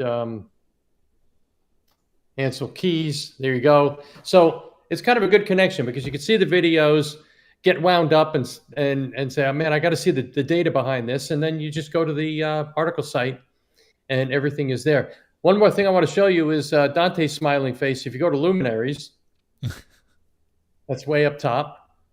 Dante's a luminary. We got the first row. These are MD luminaries. In the second row, there's Dante, right? So very inspirational there. And if you click on Dante's picture, you get his website and everything else. Oh, it takes you to the YouTube channel page. Oh, that's cool. Oh, okay. I got to switch out to the website. Okay, but because the YouTube channel is on the website anyway. On your website, they can see all the YouTube videos. So I just put this together. It's a free site. It doesn't cost anything. It was helpful to me to be able to share the information with my friends and family. And yeah, I think this would be great for people because there's so much doggone information out there. And as with a lot of information, you gotta sift through it and find what's good and what's not good. It's nice to have some kind of guide to go by where you can say, okay, I'm going to focus on one subject for a little while, and this would definitely be helpful for that. Or if you just need something because you got a family member who's convinced that you're going to die of cancer or something else, you can go in there and look up what they're worried about and you have some ammunition to share some information with them that may save their life as well, and somebody else who's watching, I was watching a video that I shared with you this morning, Dante, and I'm adamant that you and I need to do a reaction video to this thing because it was the most infuriating video that I'd ever seen. It was a personality, an online personality who had a following, and it was all about cooking and all these foods and everything else. And of course, the last thing she would want is for people to just eat meat, because then they don't have interest in all of her topics, I guess. But she was just bashing the carnivore diet and bashing Jordan Peterson and everything else. Every other sentence out of her mouth was a blatant falsehood. So because of what's on this site and the articles and the research articles, when we do our debunk video, we'll be able to refer to every single one of them in the actual studies that show what is true and not what is propaganda. Well, who wants to see that video? Be sure to let us know in the chat down below, because then we'll get together and have to do that review. I know he had talked about wanting to do that today, but my goodness, an hour and 15 minutes have already gone by. It's amazing how much time flies on these live casts, but I love it. Let me see what other, if there's any other questions or comments out here. There's a few people that have put some what do you call it, recipes on the comments below, or the live comments. And then also, hopefully, I don't know if you need to make a little spot there for John's Corner on the Carnivore Knowledge Base. Maybe you could put your recipe in there, because several people were asking about that. I'm sure there'll be more who want to know. Yeah, I'll do it. Is swapping pig tallow with butter an okay route? I would say for most people, it probably is, unless you're doing the lion diet for the healing of gut issues. I find that pork and chicken can still exacerbate mine, and I've heard from others that they still have, reactions to pork and chicken. But so I agree with that, Dante, from a health standpoint, 100%. Although I would also offer another call it lard. Pig tallow is lard. Lard, yeah.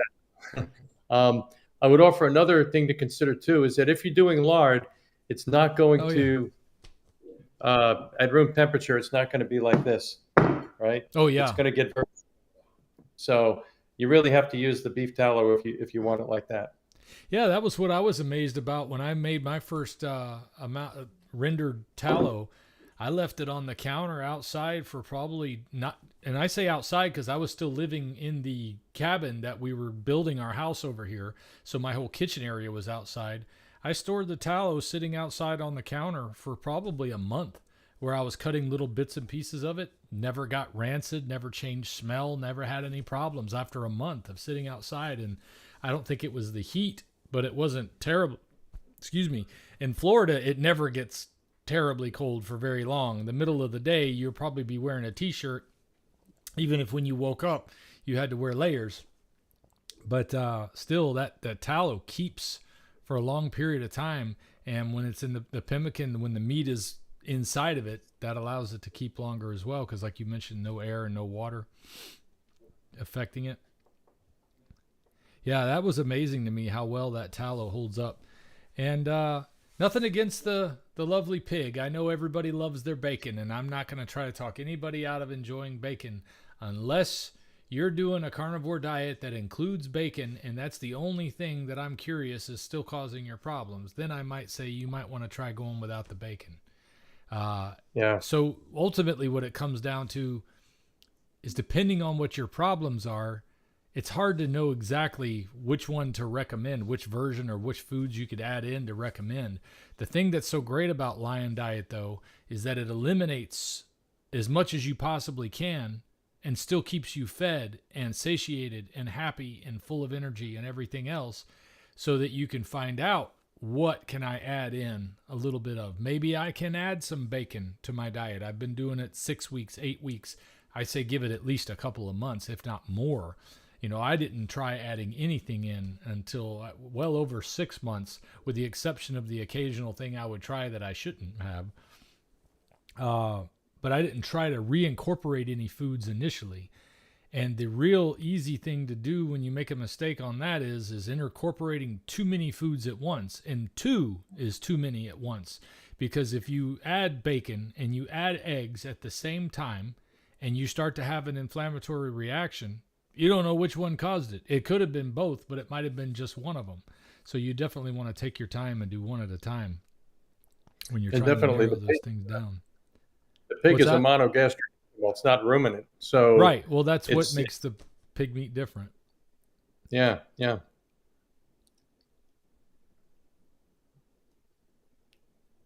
Do you have any electrolytes? I guess that question's directed at you. Do you take any electrolytes, John?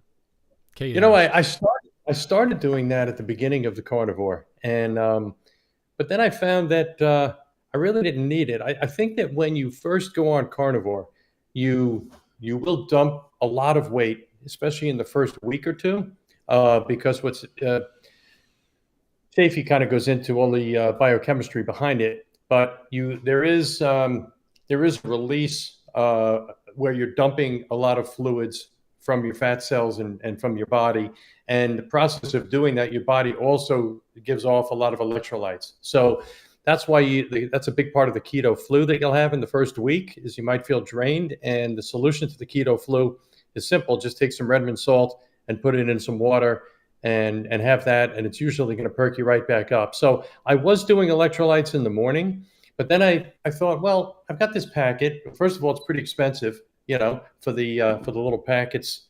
I forget, I was getting the popular one, whatever it's called, and with all the flavors. Then I thought, well, these flavorings can't be very good, and they're just some kind of chemical to give me a taste sensation that I don't really need. So I started getting the plain one, and I was using the plain one, and then I thought, well, I looked at the ingredients. Sodium chloride is like the main ingredient, so I thought I'm just going to use salt. So whenever I have water, I put a little salt in it. I like to have salt. It kind of keeps me energized. I like salt. How about you, Dante? Do you salt your water? I do. I go through phases lately. When I first started doing Lion Diet, I did it every time. Maybe occasionally I wouldn't, but it was very, very rare that I didn't add salt. And people would ask me, how much do you put in? I've never to this day measured how many grains of salt that I put into a glass, but I would talk about how many turns I would do on the grinder. And I get all my salt from Redmond, so it was a Redmond grinder. And I would say, just a normal turn, about 20 times is what I would put into a liter. And then eventually I started making Soleil water. After about a year and a half of doing that, I started making Soleil water because I got tired of always having to throw the last ounce away, because in the salt there would be some leftover grains that didn't have any saltiness anymore. So they're kind of not good in my opinion. No sense in eating something that doesn't bring any value. So I would throw that out. When I started making Soleil water, though, it just gave you super saturated water with salt without all of the salt particles themselves. It's the water itself is saturated. So I'll take an ounce of that and add it to a liter of water, as opposed to using the salt grinds themselves. And there was a period about 2 years into eating this way that I started to notice I was having some difficulty with stretching. Like my legs didn't want to stretch at all. And I noticed when I started to reduce some of the salt intake that reduced as well. So I figured maybe I just got to the point where I crave the salt because it's one of my flavors. It's one of the few things that because I don't have a variety of things to eat or love or say I enjoy anymore. I have a few things, and having salt with some club soda is one of my favorite things to have. So I think part of it was I just got used to liking that. But now, like for the past a couple of months, I've been going back and forth with it, and I noticed that when I cut the salt out, I tend to do a little bit better with not having as much problem with stretching. I was talking to you this morning about how I was having some difficulties, and you had mentioned wanting to talk about sprinting. So I hate to bring it up now because it's an hour and a half into the broadcast, but I do want to talk about the sprinting thing because you said you started doing that. One of the things that you need more salt for is when you're doing exercise too. So 2 weeks ago was about the last time I've done an exercise on my sprinting program. I've been through a lot these past 4 months. I've been wanting to talk about this. It's just been one of those things, like I keep thinking, why is my body fighting me on this? When it came to the sprinting, though, I developed fibromas in the, I don't know if I can get my foot up here where you can see that part of the foot, but it's that part of your foot where I'm wearing dolphin socks. It's that part of your foot right here, the arch of your foot. I got a fibroma on both sides and I think it's from all the sprinting I've been doing because nothing else seemed to have made it come out. And I pressed on. I kept on doing them anyway. But then I started to notice this tightness in my hamstrings and this tightness in my Achilles tendons. But I think it's still related to maybe some of the arthritic issues that I had at one time, or maybe it was the degenerative joint disease they told me I had back when I was in my Well, late what kind of 20s, shoes were you early wearing, 30s. Dante? I was wearing my Vibrams, so I'm wearing the earth natural feeling shoes, so it's like running barefoot. Oh, okay. I mean, because that's I know that that Sean O'Mara recommends the minimalist shoes. Hmm. Yeah, he But uses moccasins, which are fine, and they're cheaper than Vibrams, so why not? yeah, I mean, I use a Hoka shoe, which, as you know, is very I've heard padded. those are I good. use the Bondi; it's very padded. What I do notice is when I run, and I'm not sure if it has to do with the fact that my driveway, I run on my driveway, which is it's called ledge pack, so it's kind of like a high school track. It's a little soft, and the section that I run on, that I can get about a 25-second sprint, which I think is perfect, is uphill the whole way. It's pretty steep. So I'm on my toes the whole way. It's the ball of my feet and toes. So that part that you pointed to on your foot, on my foot, never touches the ground. And I'm Yeah, wondering mine doesn't when either. you're It comes running, from the okay, stretching, I think, of that okay, area of the foot, I see. and maybe Yeah. the lack of exercise I had for many years. I mean, probably so Hmm. some damage in my feet as well as, I mean, I already was told by doctors years ago, like this shoulder on this side, there's a tear in the top of my shoulder rotator. They're like, there's no sense in trying to fix it because it's not going to get any better. You're just going to have to live with that pain, And I said, well, what caused it to begin with? And they said, well, your tendons up here that lead to that area calcified, so your muscle tore away from where the tendons were, and it's just lack of treating your body good. I tried to exercise in my life. I always wanted to exercise. I just never had the energy to until I started eating this way. It's just that I think I might have pushed it a little hard with the sprinting. And Well, I wanted to be sure to come back and share that only because I pushed that a little hard, but I never used to run. I never used to sprint. It was just something that I never did. And to be able I to hope get you up get there back and to do it. those speeds that I was able to do in the videos that I've shared with them, I'm thankful for. But I'm worried. I'm kind of worried, not worried that, it's the end or something. I either got to find another exercise to do or I can push through and these problems will go away. The thing with the plantar fibroma worries me more than anything because everything I've read about it, it says once you get them, you're stuck with them. I don't know. The doctors have told me Well, I was stuck with the back pain that went away for well over 10 years. That's only come back kind of now because of the leg pain. I was able to narrow that down, that the sprinting was causing the tightness in the hamstring, which was also causing the back pain. And then I'm wondering why I don't want to get up in the morning and go sprinting because my low back was just like, oh, wow. yeah. But this has Well, all one thing that been Sean within the O'Mara last few pointed out weeks. with sprinting, Sean O'Mara pointed out that it doesn't have to be on your feet. You could sprint with really intense sprints of swimming. You could do intense sprints of weightlifting, which I Yeah. gotta get more background on that because I'm curious about it. It's probably some sort of like really intense anaerobic level kind of weight where you're just going knocking it out really really at a high intensity. I'm not sure how you do that, but he mentioned that it could be done with weights as well. But I'm really excited about the sprinting. I did a lot of studying on Sean O'Mara. I know you had him as a guest on your show, which was amazing. But what was really fascinating to me and was a real counterintuitive thing, and probably the same thing when you talk to Dr. O'Mara, is that you think about running and you think, well, running is the healthiest thing for you. But, as far as long distance running, but what Sean O'Mara points out is that it's actually terrible that the long distance running, any type of endurance exercise, whether it's running, and I'm sorry, Dutch Carnivore, but it affects us on our cycling. Maybe we need to just, well, do everything in moderation with the cycling.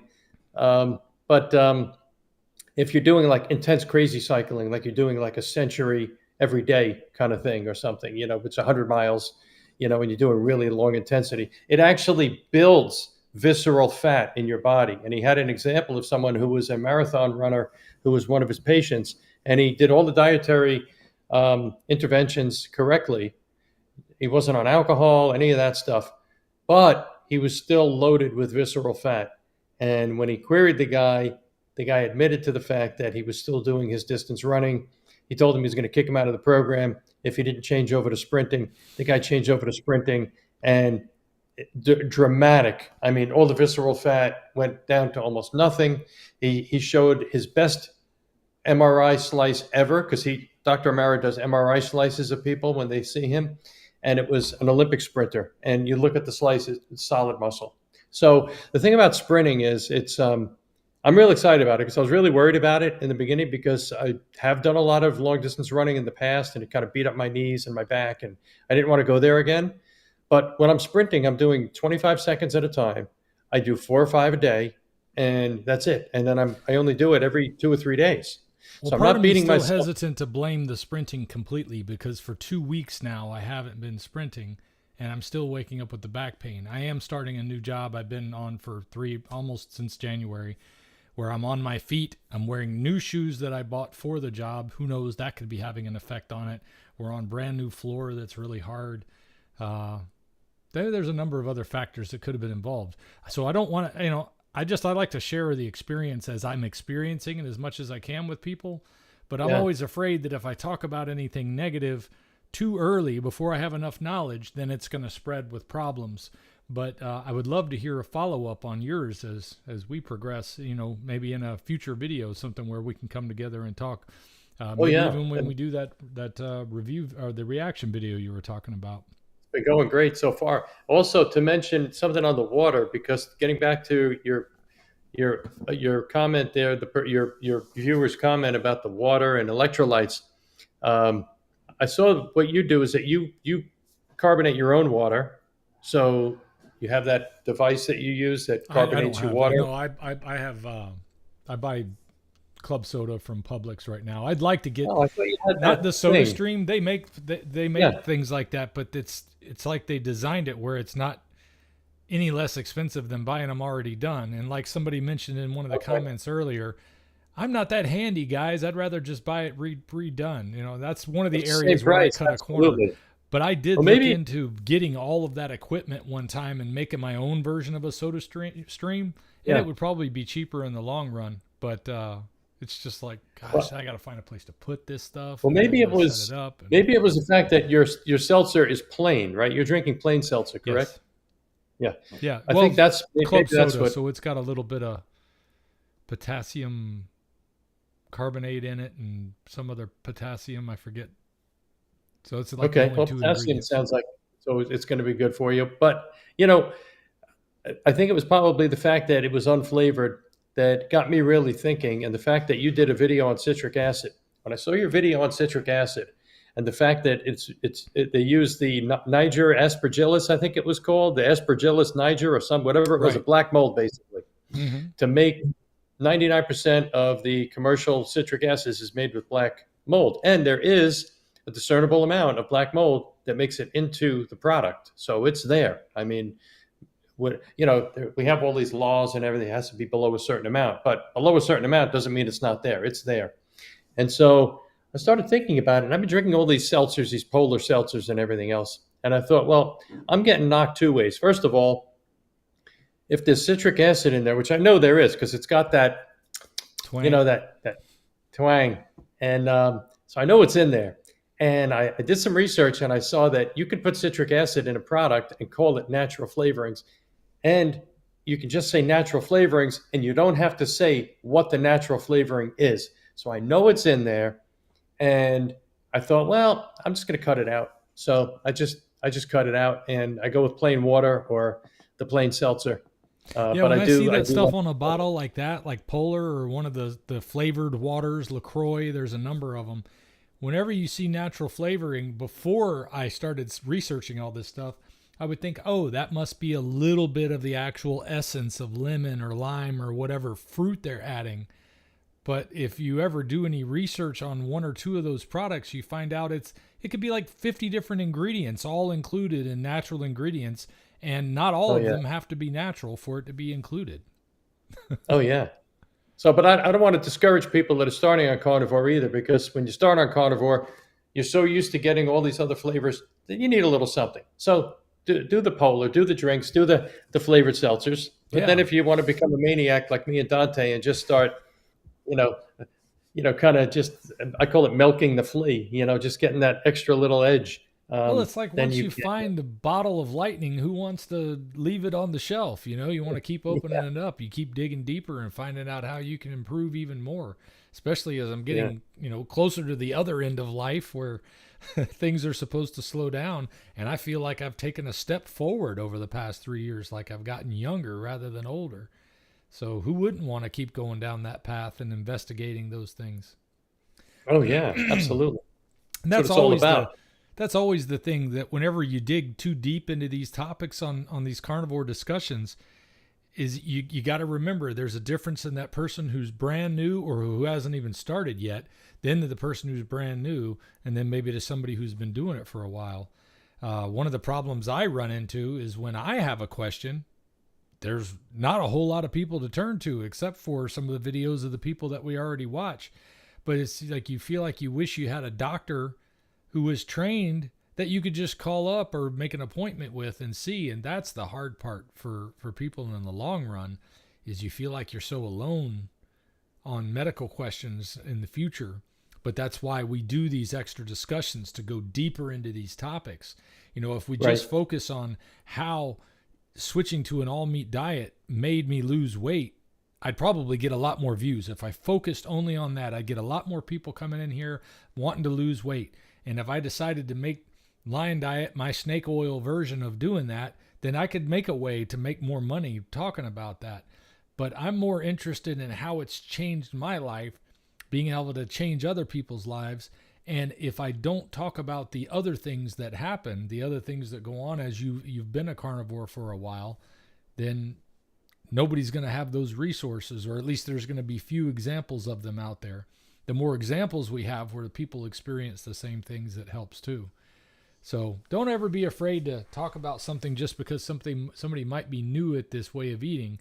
The best thing I can say is always just, if you're new to this way of eating and you're just looking for an answer and you're looking for examples of people to talk about what this has done for them, go check out the Carnivore Knowledge Database and check out what he was talking about with the videos and the articles that were success stories, because then you'll have a lot of what you might call anecdotal evidence. Wow, there's 50 people I've just watched a video that have changed the same problem that I have. What are the Yep. odds that it's not going to work for me just like it worked for them? Even Right. though all the You're a human doctors too. told me this and all the nutrition facts told me this for so long, I'm seeing the evidence in front of my eyes, and just stick with the basics for a while. Yeah, for sure. One of the things too, as far as new carnivores, uh, and I was just having this conversation with a couple of other carnivores this morning, is that, when you first start carnivore, some people think, well, how can you do that diet? Are you going to get sick of meat? You're never going to want to eat meat again. But you see, almost everything else in life, that's true for. If you said you're only going to eat bagels, or you're only going to eat donuts, or you're only going to eat pancakes, or you're only going to eat whatever, it's pretty true, right? But the thing about eating beef is that when you eat a lot of beef, you just want to eat more beef, and you love beef more. Like my wife and I, all of my friends that are doing this, they find, oh yeah, no, it's totally the opposite. We thought we would maybe getting tired of it. We're tired. We just get more tired of everything else. We just only want to eat beef. And the other thing I would say is, for new carnivores is, yeah, I mean, there's a big issue around coffee, and do I drink coffee? And I kind of take the approach of Ken Berry. He says, just drink your damn coffee, and don't come off coffee. Keep drinking your coffee, because the benefits you're going to get out of carnivore are going to be so huge. Don't throw another obstacle in your way. Now, personally, I love coffee, and I love the feeling of having a cup of coffee. And you and I talked a lot about this, Dante, and I was on coffee for a long time. And when I started carnivore, I was on coffee, and I was doing coffee, and I love my coffee. And I ended up coming off coffee. And I'm happy being off coffee. I think I have some advantages, but I think that I would tell someone, don't let coffee stop you from going carnivore. Don't think you need to be Absolutely. perfection and get rid of everything. Drink your coffee, be happy with your coffee. if Steve's out there, I know him and Bonnie are drinking their coffee and they love their coffee, and I would never tell you not to drink your coffee. Um, but so kind of, drink your coffee, drink your polar seltzer, drink your flavored seltzer, that kind of stuff. The main thing is just eat meat. Yeah, absolutely. Striving for perfection. That's something that many of us struggle with, trying to be perfect or being, what do they call it, perfectionists. Most people who claim to be perfectionists are just like me, very far from being perfect. But we're still trying to be, and we want the diet to be perfect. We want our body to be perfect. We want all the numbers to be perfect. That's just never going to happen. It's like that TV show Monk, when he was, I don't know if you ever watched that with Tony Shalhoub. I love this show. Yeah. The scene where the episode where they had the trash strike in the city and trash was piling up everywhere and he couldn't breathe. And then he couldn't think at all. They took him to a computer room where it was like the cleanest environment in the world. And suddenly he could think. It's kind of like that. Yeah. I remember the one where he was getting on an airplane with Ramona, his assistant, and they were waiting in the airport, and she was shopping for magazines, and he said, "Oh, what are you doing? We don't buy those magazines." And she said, "Why not?" And he said, "Well, think about it. They got this airplane. It weighs like 100 tons, or and it's a miracle that they can even get this thing into the air. And now here you are adding those magazines in. He was worried about adding 1 pound. Yeah. Yeah, Yeah. that's exactly. And I get that way too. I get that way sometimes with this stuff, and it's just, and then you beat yourself up over it. That's the worst part, when you fail. But it's actually very instructive when you fall off the wagon and eat something outside of carnivore. It's actually very valuable. It's very instructive, because when you first go on carnivore, things kind of go like this. It's kind of like it gets a little bit better, a little bit better, a little bit better, a little bit better. And so from day to day, you may not notice it as much. I mean, you look back and you're like, my shoulders don't hurt. I mean, I'm alert. I'm not forgetting things. But day to day, it's kind of going like this, right? And then the minute you fall off carnivore, right? If you're out and maybe you go to a wedding or something, and oh God, I mean, you're eating bread and cake or whatever. Boom! Like it is like, boom! You the next day you're going, oh my God, this is what I used to feel like before I was on carnivore. And it is very instructive, and it's happened to several of my friends, and it happened to me. And it's like, wow, yeah, okay, now I remember. And so it's a real teaching and learning moment, whatever you want to call it. Exactly. Well, hey, let me see if there's any other comments or questions in here, because I think we're getting close to wanting to wind this down. I want to make it where people will want to come and check it out and see what we're talking about and join us. And please leave some comments if you're watching this and you didn't get a chance to catch it live. I still want to see what you had to say. Let's see. Nancy said she doesn't eat any pork. Kim says it's easy to experiment with carnivore precisely because you are nourished, not full of cravings, and know that however limited your diet, you're not starving. That's good. That's true. Yeah, and the other thing is, as Anthony Chafee says all the time, you just eat until you're full, and you don't have to measure anything. You don't have to worry about how much should I eat, how much did I eat. You eat until you're full, and then you stop eating. That's what every animal does. I can relate to this one that Kim shared, that thinking that she couldn't live without ice cream, and now it doesn't stop. She can pass it by without any regret. I can. That's something I can do for the first time now. Even with ice cream was probably the biggest holdout, but I see like my wife or my kids or my mother-in-law will come over and they'll be. I'm just like, why did you? I got to show them the ingredients again and be the bad guy to ruin their fun. But like, why are you eating that? At least she tried to find ice cream that didn't have mono. What do you call it? I forget what they are. The vegetable oil, whatever that vegetable oil is, monodehydrated or something or other. Anyway, whatever it is, it's not cream. And I would point out to her, I'm like, this is not food that you're eating here. So I'm glad to be over the ice cream concern as well. Let's see, does X bar high resistance count for sprinting? I don't think you have to worry about making something count for sprinting. I know Dr. Omara is like sprinting is the optimal way. The other ways are just options for you to do it if you feel like the optimal way is not possible for you or it's hindering you in some other way. So don't be afraid I to could try say whatever's that. going to get you doing something. Yeah, I mean, I think that the key to the sprinting, and I have seen the X bar online. It's just really cool home gym equipment, and I think the key to it is that it needs to be all out. So it's not something that you're going to do that's like when I used to be on my Peloton cycle, and I'd be going for a long period of time on the Peloton.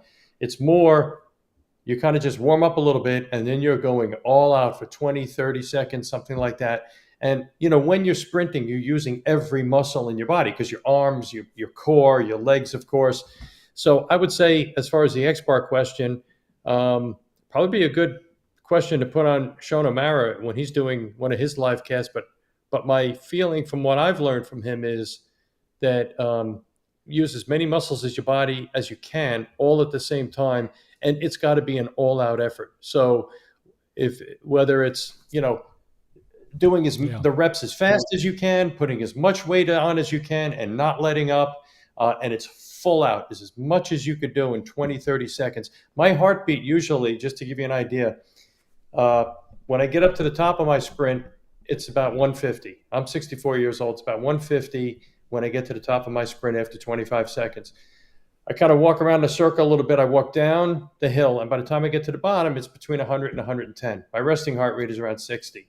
So I'm down to around 100 and 110, and then I go back up to 150, and then back and forth. Now, this isn't anything that Sean O'Mara said, yeah, these are the right numbers, but I can tell you from doing what Sean O'Mara told me to do, from a running standpoint, that's what I'm getting on my Apple Watch. So if you could do the X bar and get that type of result, that might possibly be getting you the same result in your body if you can get that same result in your heartbeat. As long as it's going to be all out effort.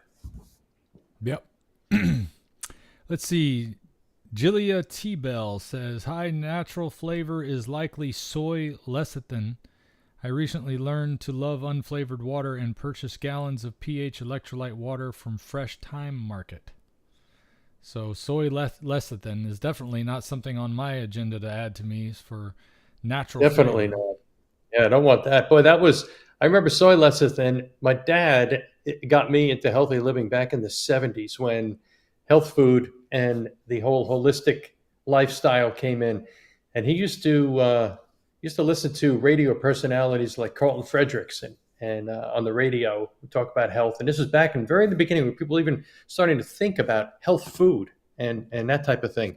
And back in the day, soy lecithin was something that we used to get in a can, and we'd have our oatmeal and we'd put the soy lecithin on top of it, thinking that it was there was some thinking that it was going to basically root out your arteries. I mean, it was a ludicrous concept. But we had soy lecithin. We ate things like wheat germ and those type of things. Well, you were just talking about the influence of Ansel Keys. That probably came in there along the way. Yeah. That's why else would they market it to you as exactly what it is today? Back then, the idea was this is what's healthy. It's what they were telling us. That's right. And that was back in the whole low-fat craze. People said, oh, fat is bad. And boy, I tell you, the whole low-fat thing has got to be... more damage to society than a lot. I don't know. Yeah. I don't know what's worse, saying that sugar was not harmful or pushing us to low fat, but they seem to go hand in hand. Those are the two big lies that hurt us more than anything. And then also trying to convince us that having low cholesterol is a big important factor. There's a lot of people watching this right now that says, what do you mean it's not an important factor? You've got to do your research on this one, because if you don't look back and see how this story got there, go to the website that John, we showed you earlier, the Carnivore Knowledge, and look up the fraudulent behavior that had to go on to get us there. He's got the video links for that. James Paolini asks, should I be concerned about drinking San Pellegrino? I actually did a video not too long ago talking about, what is that, fluoride content in certain drinks, and San Pellegrino was one of them. San Pellegrino has always been my favorite mineral water.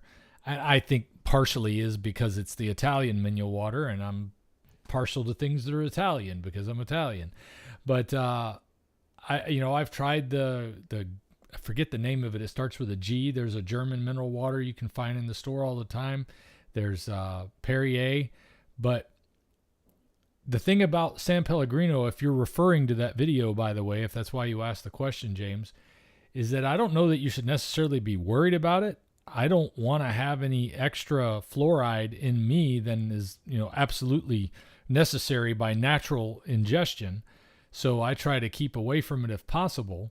San Pellegrino had a higher amount than some of the other options out there, including, say, for instance, Evian or Perrier, which had 0 as far as that goes. So, I mean, if I've got a choice of 2 bottles sitting side by side and one's got fluoride in it and one doesn't, I'm going to choose the one that doesn't. So I don't want to put San Pellegrino out of business. I'm not definitely trying to do that, or even to convince you that if you had a San Pellegrino, you'd be in bad shape, because the odds are it's still better than a lot of the other alternatives that are out there. But if you're making a choice between different waters, get one that doesn't have more stuff in it that you don't need. I never would have thought San Pellegrino would even have something like that in it, but let's see. B-Dog asked about finding the website. I did add the link to the Carnivore Knowledge site to the page. It's carnivoreknowledge.com. Now, the link I put has /blog, so I guess I was on the blog page when I shared it, but you can still see the rest of it there. I was told that eating too much protein in the liver will convert to sugar. I do have a fatty liver, and will carnivore be safe? Well, I'll tell you what, if you've got fatty liver, carnivore is a diet for you, because fatty liver is 100% caused by excess refined or excess carbohydrates, period. Usually they end up being refined carbohydrates, but that is what creates fat in your liver. So it'll absolutely not be a problem for you as far as protein. Protein is not, on a carnivore diet, is not a problem for your liver. It's not a problem for your kidneys. Matter of fact, typically people's GFR, which stands for glomerular flow rate, went up. Dante's GFR went up. I think he went from, 60 to 80 or something? Mid-60s to mid-80s? Yeah. And I just chatted with someone yesterday whose GFR went up being on carnivore for a couple of months. Well, that's kidney health, though, the GFR. That's great. I was just saying, for kidneys, it's great too. But it's not a problem for the liver. Matter of fact, it's going to be the greatest thing for your liver. The protein is what you need. The protein is going to give you satiety.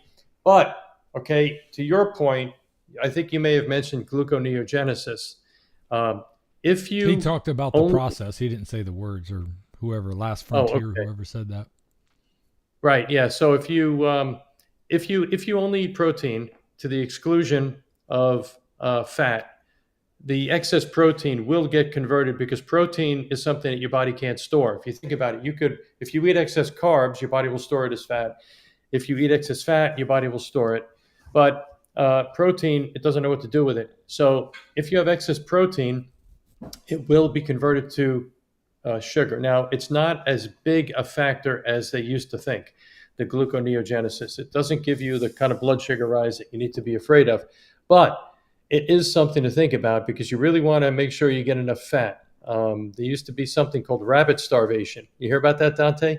Where if the explorers, if they would just eat rabbits, because rabbits are so lean, that they could die. They'd literally starve to death, even though there are rabbits all around. Food, but not getting enough fat.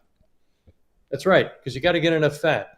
So you want to make sure. Matter of fact, Scott, who had all those great successes, we chatted a lot when he was first transitioning into the diet, and he was eating minute steaks, and he kept saying, no, is this all right? I'm eating these minute steaks, and I had to straighten him out. I said, no, that's just the minute steaks you're eating don't have enough fat on them. You need to eat fatty cuts of meat like ribeye or 80% chopped meat.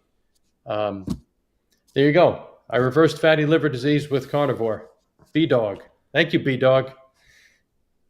So Yeah, please try carnivore if you have fatty liver. I've had people ask about gout too, because that's the first thing they would tell you back in the day was you got to cut out your red meat consumption.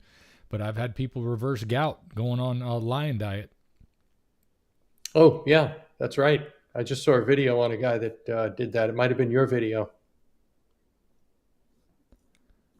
Just looking through the comments here again. I keep hearing the comments coming through. I haven't had any super chats or anything that I wish my system would tell me when it was a super chat. I want to make But I sure I really don't hope leave that anybody the out. person that made the comment on fatty liver, I really, really encourage you to do a carnivore diet because you will have a dramatic health transformation, no Yeah, that was doubt. Last Frontier that was asking about it. Because He if was you've got a talking fatty about how liver, he's it confused also too, means that you've been or she. consuming excess carbohydrates.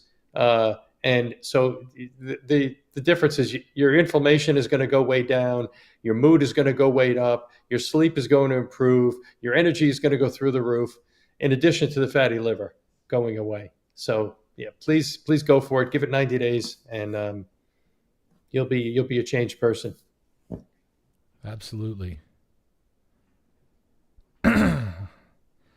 Wow, there are so many comments. I appreciate all you guys being so interactive here.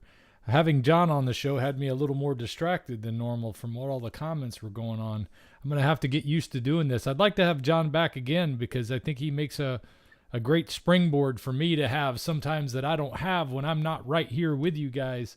I'm not face to face with you so I can talk. So it really does help out. I thank you, John, for being here today. I'm just Well, it's great fun for me. Thanks for having me. I don't know how many there are left. Yeah, I appreciate you having me on the show. It's really been great fun, and happy to be on anytime you want me to. And just want to repeat that all these people out there, and like I said, I got a dozen people in my world, and you changed my life, my wife's life, all these other people, and I know you're doing it multiplied many, many, many times over out there of all these folks that are fortunate enough to tap in and learn from you. Yeah, see, this is why we do these broadcasts right here. Michael said, so I'm having trouble maintaining this way of life, and my day one is tomorrow. Any tips for maintaining this way of life forever? I'm 44 and 6 feet at 350 pounds in male. A little confused by the fact that the day one is tomorrow. I'm assuming he's been trying to maintain this way of life already, and he's just starting over again because he feels like he failed or something. So Dante, can I run through the things that I tell people that are starting their day one for my little advice? Great. So what I read, was it Michael who made the comment? Who was it? Michael Estrada. Michael, here's what I suggest. First of all, eat a lot. Eat 3 meals a day. No fasting. Okay.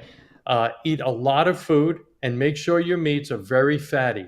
So in the morning, if you like bacon and eggs, have a lot of bacon and a lot of eggs. You want to be stuffed, like you want to be really good and full is what Dr. Chafee says. You want to be really good and full. Not to a point where it's painful and you can barely move, but you want to be really good and full. And then when lunchtime comes, you want to have a solid lunch. And the same thing, and make sure it's fatty meat. So if you eat chopped meat, make sure it's no more than 80% lean. You want the fat. And when you cook anything, eat the fat. So I've got my Dreo chef maker that Dante told me about, and I love it. We call her Baby. And when we cook a ribeye inside the Dreo and the fat goes to the bottom, as soon as we put the ribeye out, we take the fat, we pour it over the top, and we're eating that. We're scraping all the fat off the plate. You need the fat because you're stopping carbs, so you're replacing it with fat. So make sure that you eat a lot of fat, fatty chopped meat, fatty cuts of meat. Some of these cuts of meat, you don't want to eat filet mignon. Filet mignon does not have the fat that you need. The best meat is the ribeye, chuck steak, or the high-fat chopped meat. You don't have to spend a ton of money. If you buy ribeye, don't buy a single ribeye. What I recommend is plan. Get the muscle. I wish I had one here. I just cut one up yesterday. But I go to the store and I get it. It's 15 or 20 pounds. I mean, it's like this big, right? I'm trying to show you how big it is. And I cut this thing up and I vacuum seal all the steaks and I freeze half. The rest of them in the fridge. You see, I rotate them with the salt. So normally the ribeye here, you pay $18.99 a pound or something like that. I get it for $10.99 a pound at the supermarket because I buy the whole muscle. right? So Mm-hmm. that's the ribeye. Now, and don't worry, I mean, grass-fed steak is great when you can get your hands on it, but you're going to be so much better off with your health eating meat. The meat from the supermarket is on a carnivore diet. Eating the meat from the supermarket, which is most of what I eat up here in New Hampshire, is you're going to be so much better than not being on a carnivore. So get the big cuts, okay? That's a way to save. The other way to save is chop meat, especially when it's on sale. A lot of times you can get chop meat 80%, $3.99 a pound, sometimes even grass fed for $3.99 a pound. Get the really fatty chop meat. Eat a lot of that. And then what I recommend too is cooking a lot to make sure you're never hungry. So what I do is I take a dozen eggs and I cook them at a time. I have a steamer and I steam them, and sometimes I'll do 2, 3 dozen, and I put them in a big giant bowl in the fridge. And I could just reach in and I could grab an egg and peel it, and they're good for weeks after they're boiled. And so I always have the eggs there. When I was eating bacon in the very beginning, which I stopped, but when I was eating bacon, I wouldn't just cook one order of bacon. I'd cook a couple of pounds and put it in the fridge and have it there to grab because it's good and fatty. And I wouldn't cook it till it was crisp. I would just have it enough so that it was edible and tasty, but I want all that fat on there, right? So I'd always have the eggs, I'd always have the bacon, and I'd always have the burgers. And I would cook the burgers. And again, if there's fat in the pan, take it out of the pan, smear it on the top of the burger like an icing on a cupcake, and put them in the fridge so that you never want to be hungry when you're on the carnivore. And the way that you can guarantee it is you're going to cook these foods in advance. You're going to prep them. And you open up your fridge, you know that anytime you're hungry, you're going to go to that fridge and you're going to be able to eat, right? Because you're going to have your eggs, you're going to have your bacon, you're going to have your burgers. And then you're going to buy your meat in bulk. And it doesn't have to be ribeye. You know, the chuck eye is good too. You can get a chuck roast and you can cut that into nice steaks. Especially if you want a sous vide. If you have a sous vide, you could take a chuck steak, put it in a sous vide for 24 hours or 48 hours, and the things like butter, it's like better than a ribeye. So there are ways to do that. And then when you get along, if you got these basics covered, then you could start doing the refining things like Dante, where he's making his beef jerky, and I'm making my pemmican and things like that. But I would say I would encourage you to do that. And then the last thing I would say is salt. Lots of salt, because you are going to be dumping at 350 pounds. You're going to be dumping a tremendous amount of water weight in the beginning. It's going to be getting rid of electrolytes at the same time. Make sure you get a lot of salt. The way you do that is you salt all of your food. You salt your steaks when you cook them, your burgers, your eggs, everything. But you salt it to taste. Don't over salt it where it's cloying. Just salt it to taste, but then water. And then also remember that whenever you feel drained, because you will feel drained a little bit in the beginning because you're going to get the keto flu as your body is dumping all of these fluids. When you start to feel drained, just pick up a glass of water, put a good dose of Redmond salt or any kind of salt, whatever you have. Don't wait for red. If you have whatever you have, use it, and have that salt, and it's going to perk you right up. So if you follow all of those guidelines, I think it's going to really amplify your likelihood of being able to be successful, because you're going to avoid getting hungry. The things that get people hungry are not enough fat, not enough food, not enough fat, not enough meals, not enough size of their meals, and not enough preparation so that there's always something to eat. Because if you're hungry and there's not something to eat, there's always going to be some prepackaged garbage that you can grab, and we don't want you doing that. So what do you say, Dante? Do you like those ideas? Do they make sense? And if what else do you have to offer? No, the most important one for me initially, well, all of them were what you covered really, because there was a couple of key things for me was making sure I had food ready and making sure I had energy. The making sure I had food ready kept me from cheating. Making sure I had energy turned out to be salt. I thought it was powering vitamins back when I was doing Atkins back in 2006 to 2007, and I had great results there. But as soon as I cut out vitamins for a couple of days, I felt like I was going to die. And I didn't know. I thought, wow, is it that bad that there's not enough vitamins in meat? It wasn't about the vitamins being the key. It was just that I needed those because I was getting so little from the electrolytes that I guess I needed that extra boost. And I think it was one of the reasons I wasn't able to stay on the Atkins diet for as long as I felt like it would have needed to keep me from gaining all the weight back. So once I figured out I just need to get the right amount of electrolytes, and in most cases, sodium is enough. So as long as I'm getting good, clean, healthy sodium from salt that's not been polluted and isn't affected terribly by heavy metals or radioactive materials or something like that, I mean, they're all going to have some level of it. But as long as you're getting away from refined table salt and a lot of the salts that are mined from oceans where there's current navigation, I think you're going to be the best you can be right there, getting off to a good start. The hard part, I think, also is dealing with people. I don't know if you mentioned that. I was looking through some comments while you were talking to him. And dealing with other people, I think, is the hardest part, because you're going to have the naysayers who are going to, no matter what you do or what you show them, that are going to say you're killing yourself. And then they're going to tell you, when you've been doing it over 3 years like I have, they're going to say, well, come back and see me in 5 years, 10 years, 20 years. I'm like, look, I have no guarantee I'm going to be here tomorrow. It doesn't matter what diet I'm on, whether or not I'm going to live that long. You know, if you're going to say that the truth about any diet, it only plays out to see how long you live, well, there's a lot of other factors that come into how long you live other than just diet. How good was your life while you were living it can be tremendously affected by diet, though. I mean, I went from a situation where I felt like I wanted to die already to wanting to live for the first time in my life, to not wanting to live for the first time, but getting back to a youthfulness that came from getting all that poison out of my life. Well, Michael, I hope those are the key things for me. I would hope that Michael would reach back out to you, Dante, and share. We'd love to follow how you're doing when you start your carnivore, and love to get your feedback. Absolutely. on Love your to have your success. comment on this video or any future video. Let's see here. I see where some of the confusion, where this other one, this last frontier, was saying that he was having a little confusion, and it comes from some of the different arguments that are out there, like Paul Saladino talking about it's okay to eat some vegetables. I don't doubt that it's okay to eat some vegetables for some people, and that maybe it's necessary for some people to have some things. Dr. Berry talked about this when it came to what you can and can't eat, was that we fall on a curve. They used to call it a bell curve, but he called it a normal distribution curve, I think.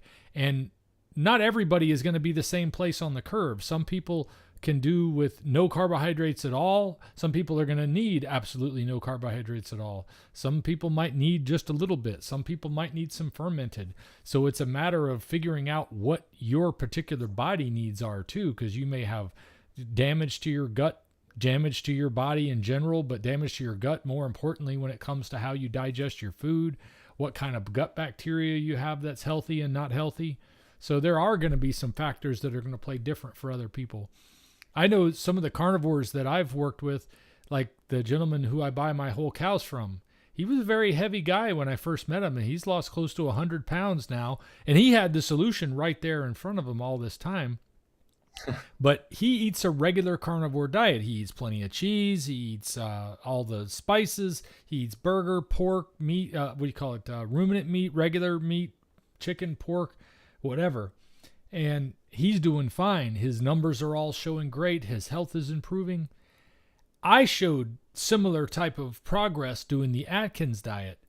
I showed better progress doing the lion diet for losing weight, but I showed progress in areas that I didn't even know that I needed help with, or that this would specifically help with, like my vision improved.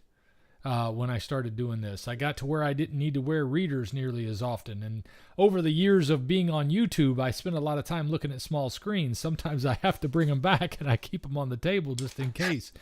But I've still had improvements in areas like sunburn. I don't get sunburn anymore. I don't wear sunscreen, so I don't have to waste money on sunscreen, which is overpriced to begin with. And then I'm not putting these chemicals that probably cause the cancer you're trying to avoid by putting it on there.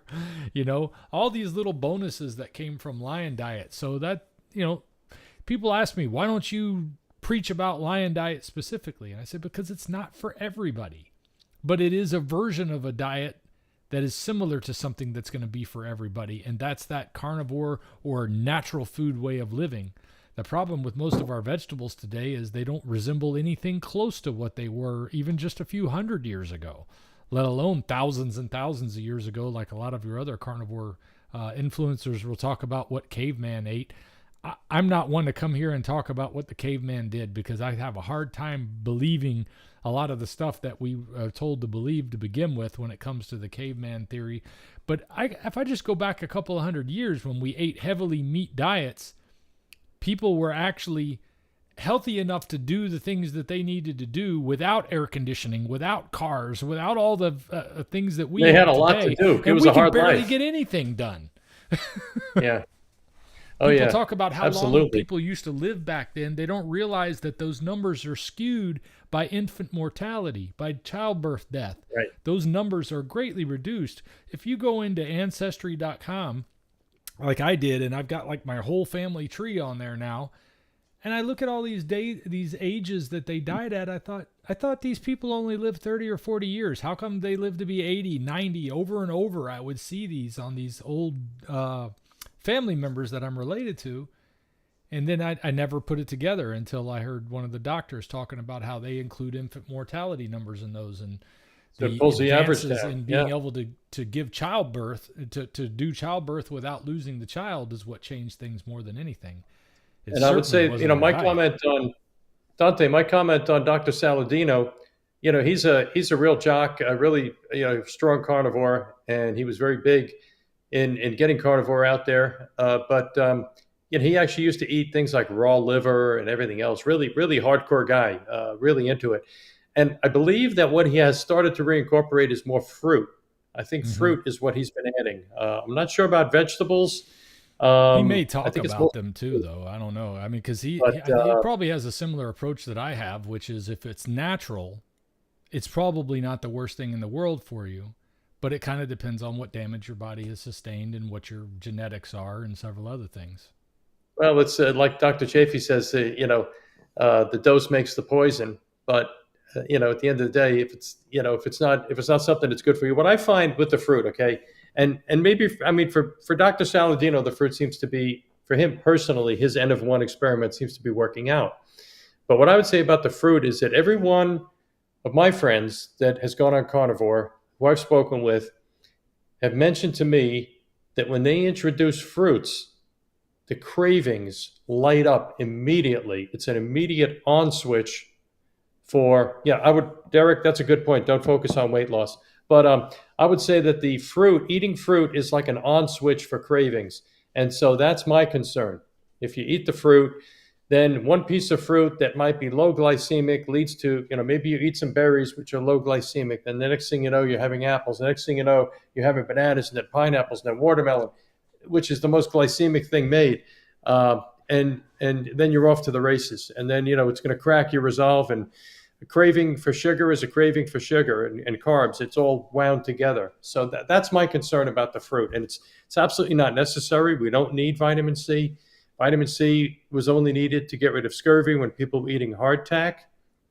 It's actually like an antidote to the vitamin C is kind of like an antidote, because I heard Dr. Chafee describing it has something to do with a process in the liver and the vitamin C. But basically, the simplest way to explain it is I was very convinced when I heard the explanation. The biochemistry was fully explained by Dr. Chafee, but the vitamin C is actually necessary when you're eating the fruits and vegetables to kind of counteract certain processes that are happening in your liver from the fruit and vegetables.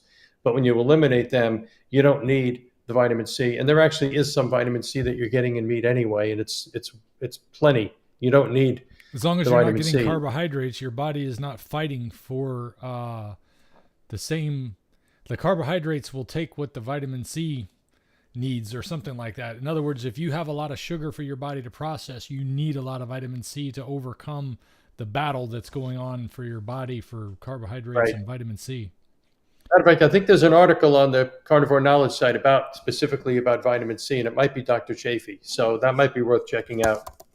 I'm sure there is. And this is basically the first time I think anybody's heard anything about the Carnivore Knowledge website outside of us talking to each other and friends about it. So we'll be interested to hear how your traffic does, and maybe have some comments from people on this video talking about what they found there that was helpful for them. Yeah, sure. I hope it's helpful. And I also want to encourage anybody who's watching this video with questions, please go back and look through the live stream chat, because there's a lot of back and forth going on between people who are starting carnivore for the first time and those who have been on it for a long time. And there's a lot of great advice in there. You got to kind of search through and separate the wheat from the chaff, just like we all have to do when we're watching YouTube or searching for any new information. But what I find is most of the people that take the time to come and watch a video like this are serious about their health. There's going to always be that occasional troll that wants to say something ridiculous. So, you just got to ignore those. But if you stick with the people who are trying to give you their experience and their guidance from their experience, then that's going to help. And we'll just keep bringing these live streams up to get these questions too. Go ahead. Yeah, sure. Dante, I just wanted to say one of your viewers had a comment, don't focus on weight loss. And I really appreciated that comment. It's a great comment. I would encourage Michael to, when he starts a diet, obviously he's going to see some significant weight loss in the beginning. Make sure you don't focus on it. Make sure you don't make it the end all. You start to lose a lot of weight. Don't feel like you need to continue to lose the weight at that level. I don't even get on the scale anymore, because there are things that are going to be happening in your body that are much more important than the weight. And there'll be times when your weight's going to level off, and it's for lots of different reasons. Certainly one of those reasons is you're going to have body weight transformation. So you're going to be putting muscle on without even working out. You're going to be putting muscle on, and just because of the way you're eating. So you're going to be gaining muscle while you're losing fat. So some of the fat loss, the weight loss that you would have had if you had just lost that fat, is offset by the fact that you're putting on much denser muscle. So you might say, well, I lost weight. I dropped 20 pounds, but then I leveled off. Well, you might have continued to actually lose another 10, 15 pounds of fat, but because you're putting the muscle on, you're not on the scale, the number isn't moving because the protein is giving you bigger muscle mass. So that's very good advice. Don't focus on the weight. It's going to happen on its own. Yeah, that is extremely difficult not to do when your concern is, I got to do something about this thing that's, right here in front of me that I carry around everywhere. I know that feeling of just feeling like, gosh, I don't want to be in this body anymore. And when you're working toward that goal, it's hard not to want to jump on the scale every day. But the reason why it's so important not to focus on that is the scale will lie to you. That's what John's trying to tell you, is the scale is going to tell you you failed when you didn't fail. That number being higher than what you hoped for or expected is not necessarily the truth. It could be water weight. It could be food in your colon. It could be processes in your body that you're going through. You could be having bloating at the moment. I mean, there's a lot of things that can affect this stuff. It could be how soon between you ate the last time you weighed and when you got back on the scale. And that lie that the scale tells you will start you off on the wrong foot, especially if it's the first thing you do. You get out of bed, you go to the bathroom, you jump on the scale when you haven't eaten anything, and you're already starting your day off with a punch in the face because you're a pound heavier than you were yesterday. But if you'd have just ignored that scale and waited till 2 weeks went by or a month to do a monthly check-in, or even better, use measurements that are going to be helpful for you to see progress, like measure around your arm, measure around your waist, measure around your chest, measure around your quads, and notice as the inches come off, then you're like, okay, well, I'm definitely losing. And your weight may actually stay the same because you start adding muscle because you get more activity and you're having less fat. The same amount of density is not there between fat and muscle. So when you get more denser muscle mass and more loose fatty mass, they don't take up the same amount of space. So you might actually have a similar size or a similar weight, but have lost size.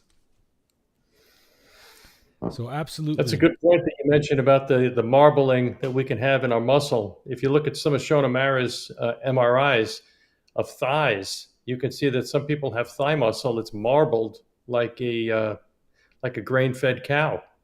Yeah. And so if you get rid of that fat and replace it with muscle, your thigh looks the same, but it's actually solid muscle now. Slowhand says, instead of worrying about weight, go with how your clothes fit. That can be tough too, though, sometimes, Slowhand, especially if you bought clothes thinking you were going to lose weight and you haven't started losing any yet. I don't know, or you're trying out the old ones. But exactly, there's the idea is go by how you feel.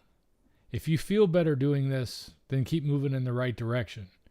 If your numbers are concerning and you still feel better, keep investigating, keep learning, because we all live in this life that we're only going to be in for a little while. There's no diet that's going to keep you from the grave. There's no diet that's going to keep you alive forever. There's nothing we're going to do that's going to keep us alive forever. But what we can do to make that life better is putting the right things into our body, the right things into our mind, and being able to put the right things out into the world as a result of that too. It allows us to, it's funny, the Bible says that a man is not defiled by what a man puts into his mouth, but what comes out of it. I think sometimes what we put into our mouth defiles us so much that what comes out of us is defiled as a result of it.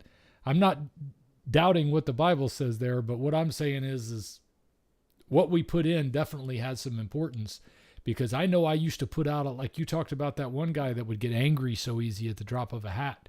That used to be my normal mode of operation. I didn't want to operate that way. I just did. But I think it was a combination of the inflammation and the pain and the lack of being healthy and the lack of comfort. So many things that I was feeling uncomfortable in my own body in general would make it easy just to fly off the handle real easy and be a miserable person to be around. And I want to see people get out of that lifestyle. And I'm so glad that you've had so many people that have had that experience, John. Oh, yeah, absolutely. The mental part has been huge. And I would say, and I'm curious as to what your thoughts are on this, Dante, but I find that the majority of people go on the carnivore diet to lose weight, and the majority of the people stay on the carnivore diet because of everything else that happens to them. Yeah. Yeah, because you can't help but once you start going down this this rabbit hole, you're gonna find out a lot of things that you thought were true aren't true. And because if you look at upset someone your like apple Roger, cart a little bit, but yeah, that's all part of being red-pilled. Yeah, once you see the truth, if you look at someone like Roger, he's never going off the carnivore diet. He's so excited because the doctors told him, "You're an old man, you're arthritic. That's the way you're going to be for the rest of your life." And if that happens to you, well, then you're moving less, you're exercising less, you're depressed. I mean, your whole life just goes, But now, he said, he's transformed. He doesn't have to run around and eat Tums all day. He doesn't have to take this Prilosec, these acid blockers, which are directly associated with increased risk of Alzheimer's disease, probably because of what they're doing to your microbiome. So he doesn't have to do that. He's totally free of the gastric reflux and all the negative consequences of all of those acid blockers that he was on. He's completely mobile now. His arthritis is all gone. Why would he ever?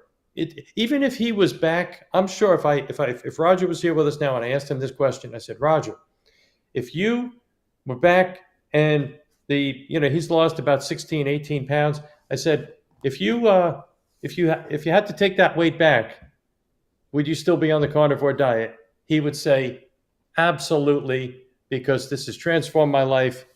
I'm going to be on this diet forever. It has nothing to do with the weight. So the reasons people go on it is usually the weight.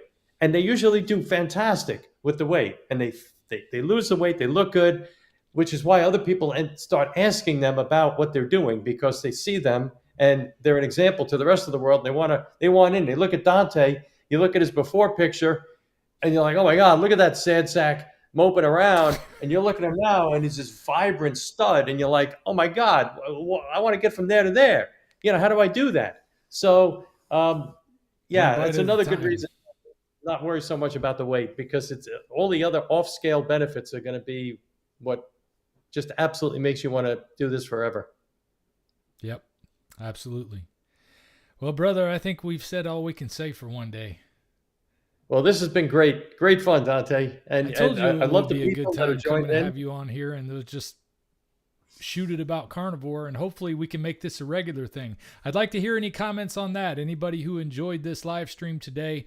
I'd like to be able to incorporate more people into the live stream, but I appreciate all of you who did comment. There were 474 comments so far, so I'm very thankful to have such participation from you guys. I hope you'll share this video with your friends, especially if they're interested in a carnivore diet, or they just have been looking for solutions to their health or their weight problems. This might be the one that kickstarts them in the right direction, and then they can always come back and check out some of my videos or check out John's website about carnivore knowledge. That'll help you find the other videos you're looking for, and then we can all get healthier and happier together. Absolutely. This was great fun, Dante, and your followers out there are fantastic. They had great questions, great interaction.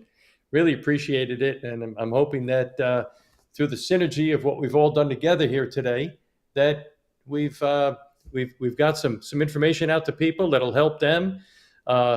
People like Michael, we want to hear back from you. How you doing? 350 pounds. That's okay. You could replay the live cast.